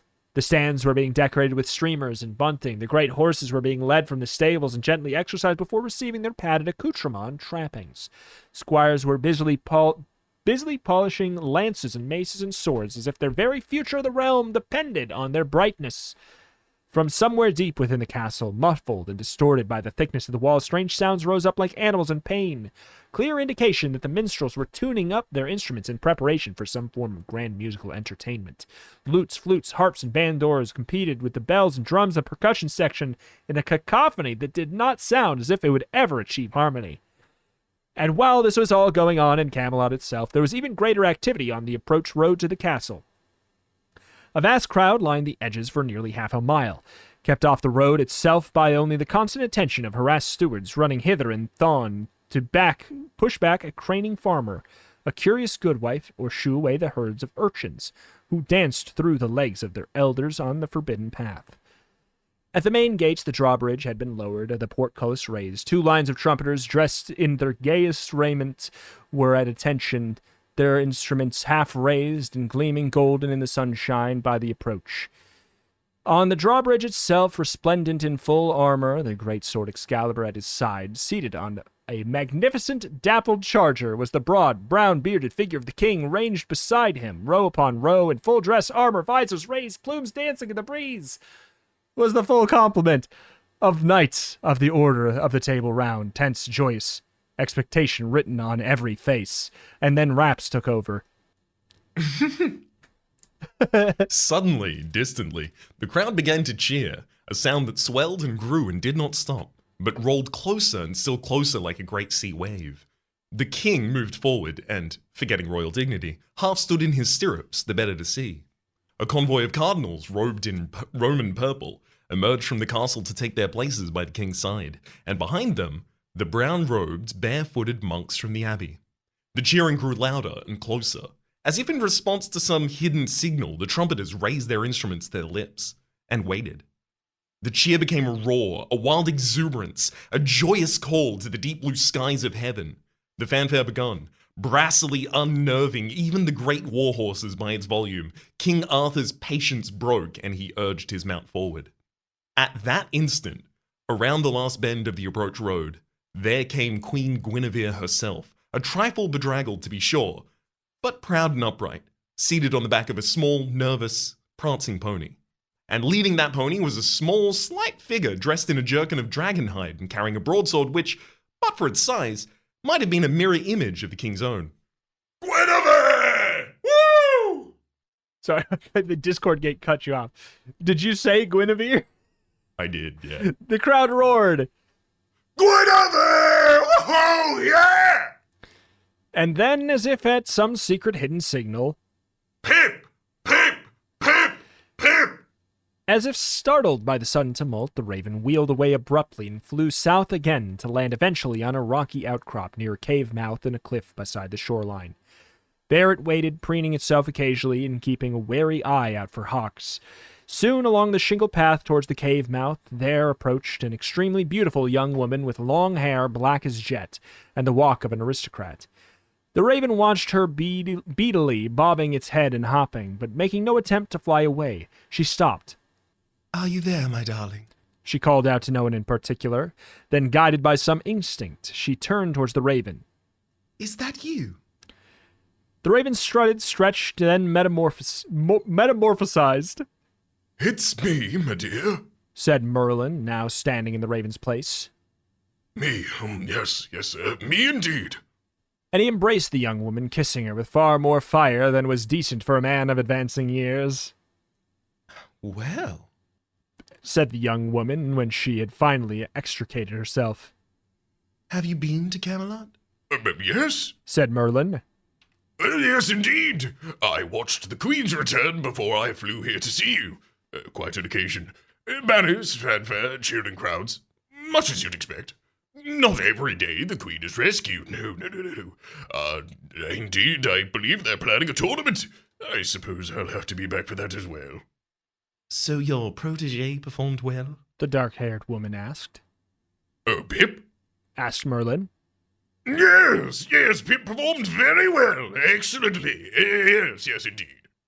What a day, Pip. What a truly magnificent and glorious day. And what an adventure. Notice how everyone treats you differently now since you rescued the Queen? You're somebody now, Pip. Somebody important. The cart rumbles slowly down the rutted roadway that leads to the farm of Freeman John and Goodwife Mary. A new cart, too, hardly touched by the dust and mud of the journey, a cart given to you by King Arthur himself, along with the sturdy pony that's pulling it. There was the offer of a great deal more than from the king, gold, honors, even a place at the Table Round itself, despite your age. But all you asked for was that the cart and the horse to pull it. All asked for was the cart and the horse to pull it. They thought you were a little crazy when you said that that's all you wanted. They didn't understand your natural modesty, Pip, nor the fact that you needed a cart to carry all the booty that you nicked from the wizard Anselm's dark castle. What are your adopted parents going to say when you appear with this lot, eh? I mean, dang. 20,000 gold pieces, 18,000 silver pieces, emeralds worth 12,500 gold pieces, rubies worth 12,200 pieces, diamonds worth 77,000, less of any bribes, of course. So is this the pile that we found? Yeah, it is. So I think it gives you access to that pile to use for Early. bribes Yes. early if you find it. But otherwise, you just get access to it less any that you've spent on bribes. Gotcha. So therefore, that does make it so using bribes, so taking it early. I guess the other thing would be if you took it early and you died, theoretically you lose that gold. So That's true as well, yeah. but we did not die ever since we did not die once from the moment we found that gold pile, correct? 100% true. We died a lot before that, but we never died after that. So Ooh, a we- lot before that. We died Yeah. twice. wait, really? Yeah. I thought it was. Why did it feel like more? It felt like a lot more than twice. But anyways, not to mention several odds and ends that you managed to pick up along the way. Enough there to buy a whole new farm. 10 whole new farms, won't they be surprised? You'll be there in an hour, and won't they be amazed? The sun hangs low in the sky as your pony trundles onwards. What a day! What a glorious day! Pip, That voice sounds familiar. Pip, excuse me, Pip. Good grief, it's Mean Jake. You remember, the boy that was always picking fights with you in the market. Seems like another age now. All the same, you're telling me it's a whole freaking different day. You drop your hand casually to the hilt of the old Excalibur Jr. You're battle-hardened now, Pip. No sense in taking chances. But Mean Jake, standing by the roadside, has his cap off and is screwing it up in his hands, nervously. You rein in the pony, watching him warily. Excuse me, Pip. He says, I know you're very busy and all. Screw with the cap. I don't know what you done about rescuing the Queen and getting rid of the Queen's the wizard asylum and all. And I just wanted to say I'm sorry for all the trouble I gave you. Well, I was just wondering, if we might be friends, And he looks so miserable, and you're feeling oh so good, Pip. that you smile and say magnanimously, Of course, Mean Jake. Hop up on the cart and you can come home with me for tea. There might even be fresh scones. Oh, thank you, Pip. Thank you. and Mean Jake climbs up excitedly on the cart and sits proudly beside you as you shake the reins to tell the pony to move along. You sit silent, lost in your own thoughts of the great adventure, while Mean Jake prattles on, trying to integrate himself with you until you're suddenly jerked back to reality, when the pony halts abruptly. A tree branch has fallen across the road, blocking it completely. Look at that. Says Mean Jake. We'll never move it. Yeah, we will. You say confidently. After the wizard Anselm's dark castle, a little thing like a tree branch isn't going to hold up old Pip. With just the slightest swagger, you climb down from the cart and, taking a deep breath, you drag the old tree branch off the undergrowth with a single massive effort. There you are. You say as you emerge, brushing your hands together briskly. Nothing to it. But you are talking to yourself, as Mean Jake has gone, and so has your pony, cart, and treasure. The road is empty, not a soul about, except a bedraggled-looking blackbird of some description, watching you from a tree branch. I'll kill him! You roar, half drawing Excalibur Jr. in your anger. Tut-tut. Says the blackbird. Such temper. It flutters down from the branch and struts towards you fearlessly before metamorphosing into a familiar form of Merlin, who stares at you as if he could read your very thoughts, which apparently he can, for he says, Yes, it's me, Pip. Yes, indeed. Oh, and that wasn't a blackbird. It was a raven. I never change it to blackbirds. Never. They always seem obsessed by people's noses. Ravens are different. Noble birds, ravens. More in keeping with a magician of my stature. Easier to talk when you're a raven, too. Blackbirds haven't got the vocal cords for it. He seats himself on a nearby tree stump. Well, now. He says, regarding you closely. Lost your treasure, have you? And the horse and cart that the king gave you? Very careless. Very careless indeed. Especially to a thieving young haggis like Mean Jake. Should have known better after all you've been through. You hang your head a little shamefacedly, because after all, you were showing off just a little when you climbed down from the cart. Yes, yes. Says Merlin, as if still reading your thoughts. You were showing off. Yes, yes, indeed. Not very proper behavior for a magician's apprentice. Never find me showing off. But then I don't need to. Everyone knows what a wise, handsome, noble, and powerful person I am. He crosses one spindly leg over the other and falls off the tree stump. He picks himself up, mumbling crossly and plucking twigs from the folds of his robe. Sit down. He says, indicating a second stump. And sit still. Don't fidget. I hate it when you do that. I have something to tell you. So you sit. Still. And wait. Without fidgeting. I have good news and bad news for you, Pip. Merlin tells you. Your adventure is over. Done. Finished. Successfully concluded. That's the bad news. You have to return to your own time now. Which may be bad news or may not. Don't worry about Pip. Pip's body, that is. I'll take care of it. It can walk back to the farm and nobody will know the difference. And don't make faces. I took care of Pip's body for years before you borrowed it, and I will take good care of it again. And now the good news. The good news is I am well pleased with what you did, Pip. I was just saying as much to my girl, a young lady, my acquaintance not more than a few hours ago. Anselm was a pest. The realm is well rid of him. And all credit to you for doing the job. Yes, indeed. It isn't often you find someone with your talent, you know, Pip. Somebody who can come into another time the way that you did. That takes imagination, and you have it. So I'll be calling on you again to take over Pip's body. Oh, yes, absolutely. Yes, indeed. Avalon needs souls with your talent and your courage, so I'll be asking you to come back and take part in new adventures. Maybe even more dangerous than the Wizard Aslan's Dark Castle. But you won't mind that, will you? And you will come back, won't you? The end. Ba-da-ba-ba-da-ba. Dang. We did it. That was a hefty old chunky old adventure.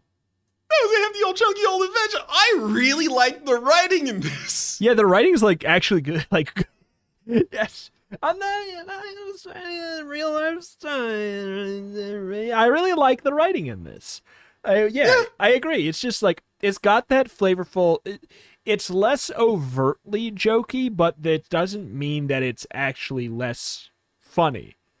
And there's still like a lot of little bits and bobs here and there, just about like the pacing of the writing and just the general flavor that I really do quite like, that I think does actually kind of mimic a more full adventurous tone, like a more full adventurous tone than what you would find in Goosebumps that we had been reading, but honestly is not so far removed from it, weirdly enough.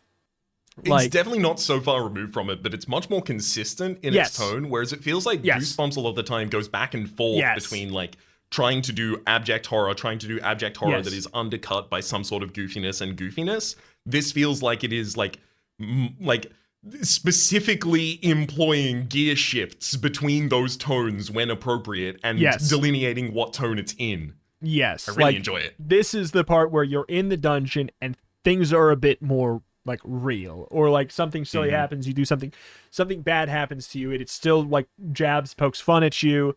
It pokes fun at like certain situations in like, very more natural ways that feel less like a roller coaster and more like a well thought out like theme park. I don't know. Yes. And I like that. Well, still being like feeling like it is very much the same general level of seriousness that I was hoping for, which is not too much, but there's definitely some when you want it. There's definitely like the intro and outro being a bit more serious than the rest of the book, for example, but still being welcome because it provides that structure to make it so it is a journey that you can like have little bits that you can pull out and care about more when you move from book to book and care about this world in a little bit more of a way where it's like the reason that stuff and that serious thing is probably not there in Goosebumps and stuff being, you're supposed to, ideally they want you to not care too much about the world that you want it to never end, because it's very much going to end. Mm-hmm. I strangely, I feel more aggrieved at the end of this Choose Your Own Adventure than at the end of many other Choose Your Own Adventures I've done in the past, over the lines that I didn't get to see. Yeah. For instance, like, EJ is a talking sword, and it's clearly like a bit, like the whole thing appears to be like it's kind of annoying and a little bit jokey, but we only saw that in exactly one scene. It's true. I can only imagine this book is littered with scenes that EJ is talking in, and we just didn't have to get to any of them. It's true. Yeah, because it's worth noting it's a 187 page book.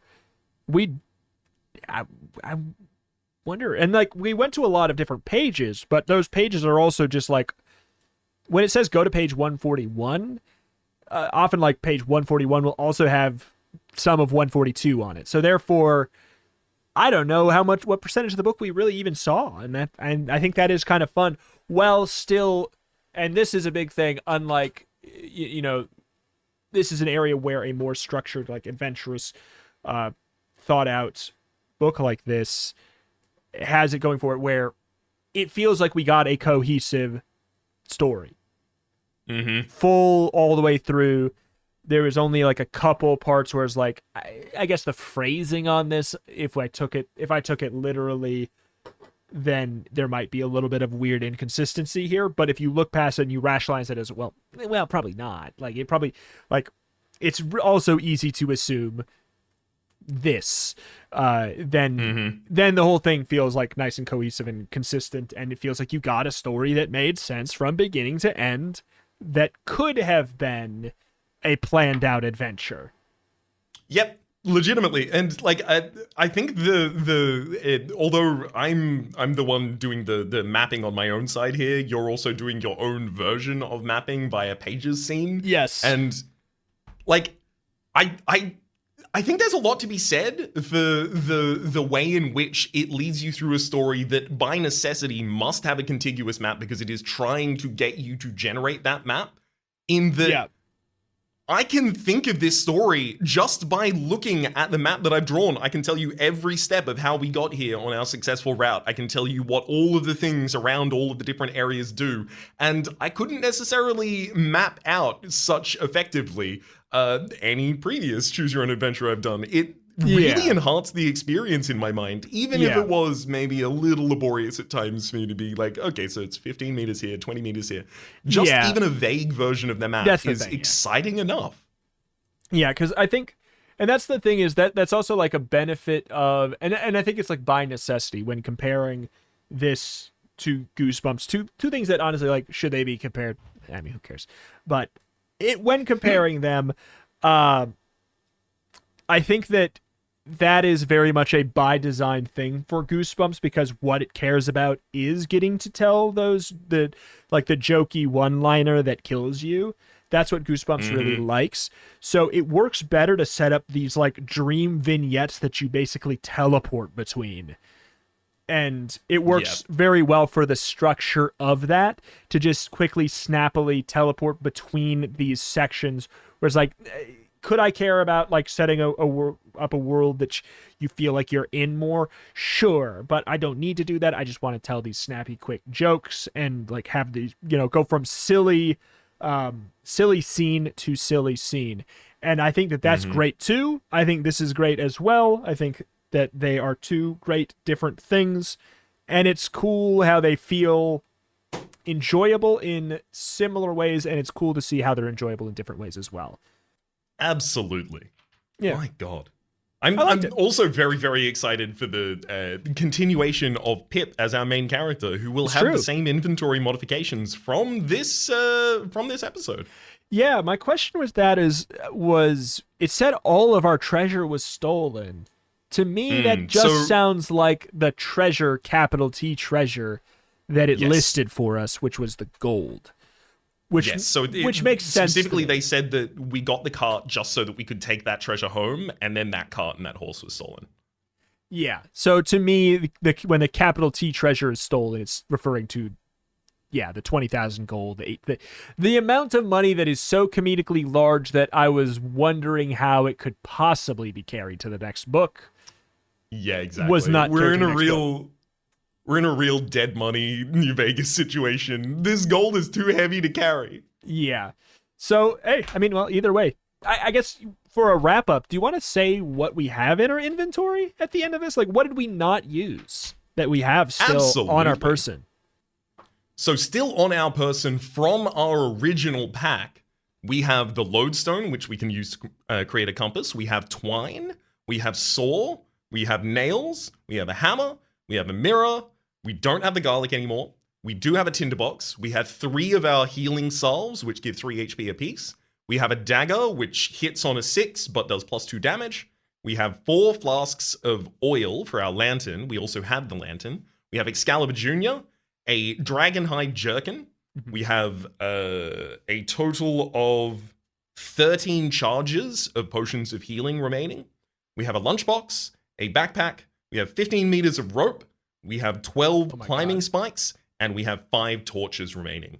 And that's just out from the original inventory. What we also picked up over the course of this, we picked up 10 GP after one of our battles, which we would have been carrying around in our pocket rather than in the giant treasure case. So we've got 10 GP. We have none of our spells left. We've used all firefighters and all fireballs. Yeah. We still have the ring, the jeweled ring. So that's 500 GP as well. Okay. Yeah. So yeah, I mean, and we have a wand that has no more charges on it. I So yeah, know, we that didn't would've really been so gain anything nice. new out of this. that's the one thing where that would have been that's the bummer. That one's the bummer to me. If we rolled to You know have what? more charges on that, it would have been really nice. Was it a bummer? A little bit, yes. But also, did it make for the tightest That's possible true. end battle? That's also literally true. Literally possible. Where ratcheted up the tension insanely. yeah, that's true. That's very, very true. Well, anywho, I guess that brings us to the end of this absolute chunky son of a gun. What is that? Does that bring us to 4 hours of like? I think so. Something like I that. believe it does. That's a large. That's very large. a very large McBig huge. A very large McBig huge. But anyway, I guess that takes us to the end here then. I suppose at the end, since it's kind of like the beginning of a new sort of season, I guess, I don't know if we have not decided at this point whether we're splitting up or not, necessarily, but you will know already before we know. Ironically, that's the fun thing about making stuff for the internet. But if this is the only outro, it's probably worth kind of going over what it is that this podcast even is, what you can expect, that kind of stuff. So for that, I don't know. It's I was gonna send it to you, but then that's just like a hello, here's surprise. Here's explain our podcast. But I'm happy to do it. yeah, We do it. we do choose your own adventure podcasts via splitting the narration for Rito and the performance of the characters via myself, and then we collaborate on the decisions, the choosers in the choosers of your own adventures.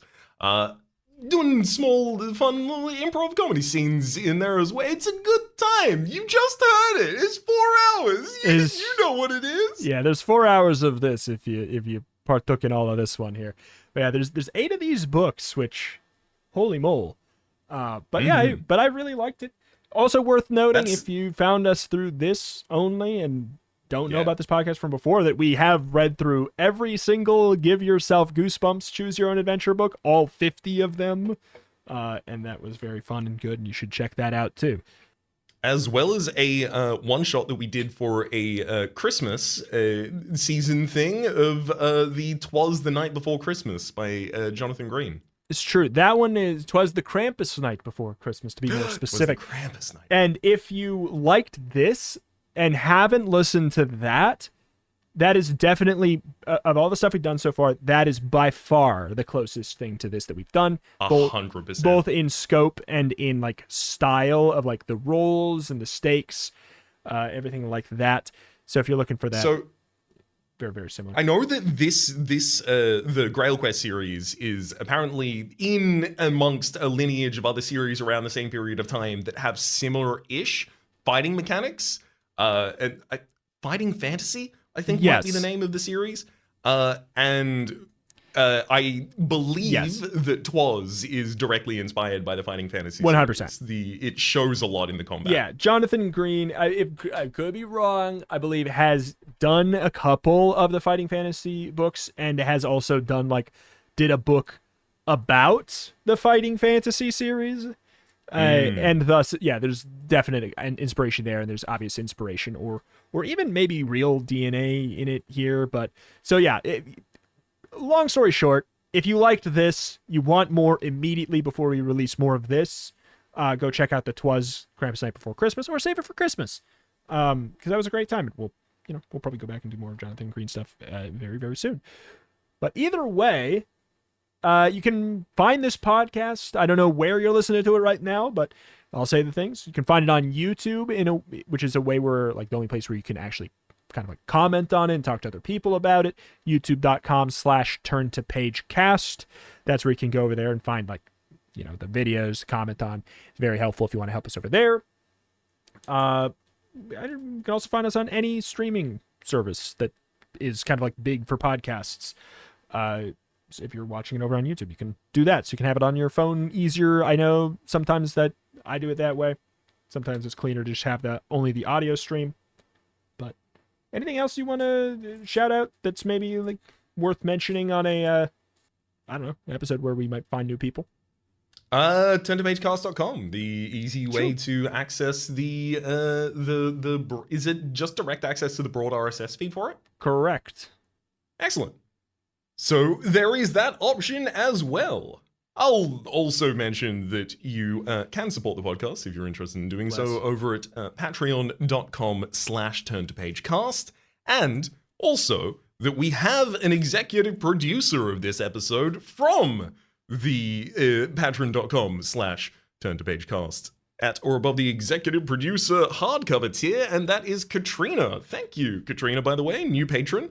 And a quick clarification I want to make to an earlier patron as well, is I've been pronouncing it Yoa rather than Joa, with a hard J. As it turns out, it was originally pronounced Yoa and then was changed to be closer to the English name Joe, because English speakers otherwise did not typically do the soft J. So I double screwed it up by accidentally looking up the real pronunciation. Yeah, you were too right that you're wrong. Joa. Yeah, too on right every that you're report wrong. card. Yep. But yeah, anyways, if you want to review this podcast on anywhere that you can review podcasts, that'd be absolutely wonderful. If you have anything that you want to mention to us directly, don't want to leave it in a comment section, or just don't have a YouTube account or don't care, you can email us at turntopagecast@gmail.com. If you have suggestions for new books to do, things you just want to say, have things you want to send us, fill in the blank, anything like that, over there. But otherwise, again, a huge thank you to everybody that's supporting over on patreon.com/turntopage. patreon.com/turntopagecast. Huge thank you to anyone supporting over there. It does help us do silly things, get the cool art from Sam Caron, get the wonderful music from Christoph Jakob at the beginning, all of that. Speaking of the cool art from Sam Caron, look at the thumbnail. Look at the thumbnail. We don't know what it looks like yet, but I have never seen anything from Sam that I've not been very happy with. So look at the thumbnail. But yeah, anyways. Don't it look good? Does it look good? I'm sure it does. I'm sure it does. I've never been disappointed. Anyways, that's gonna wrap up. It's hard to wrap up something so long in a way that's not long. But there we go. We have now done it. So hey, I liked it. I'm looking forward to the next one. Thank you for listening, and we will see you next time. Bye-bye. Adios. Fire finger.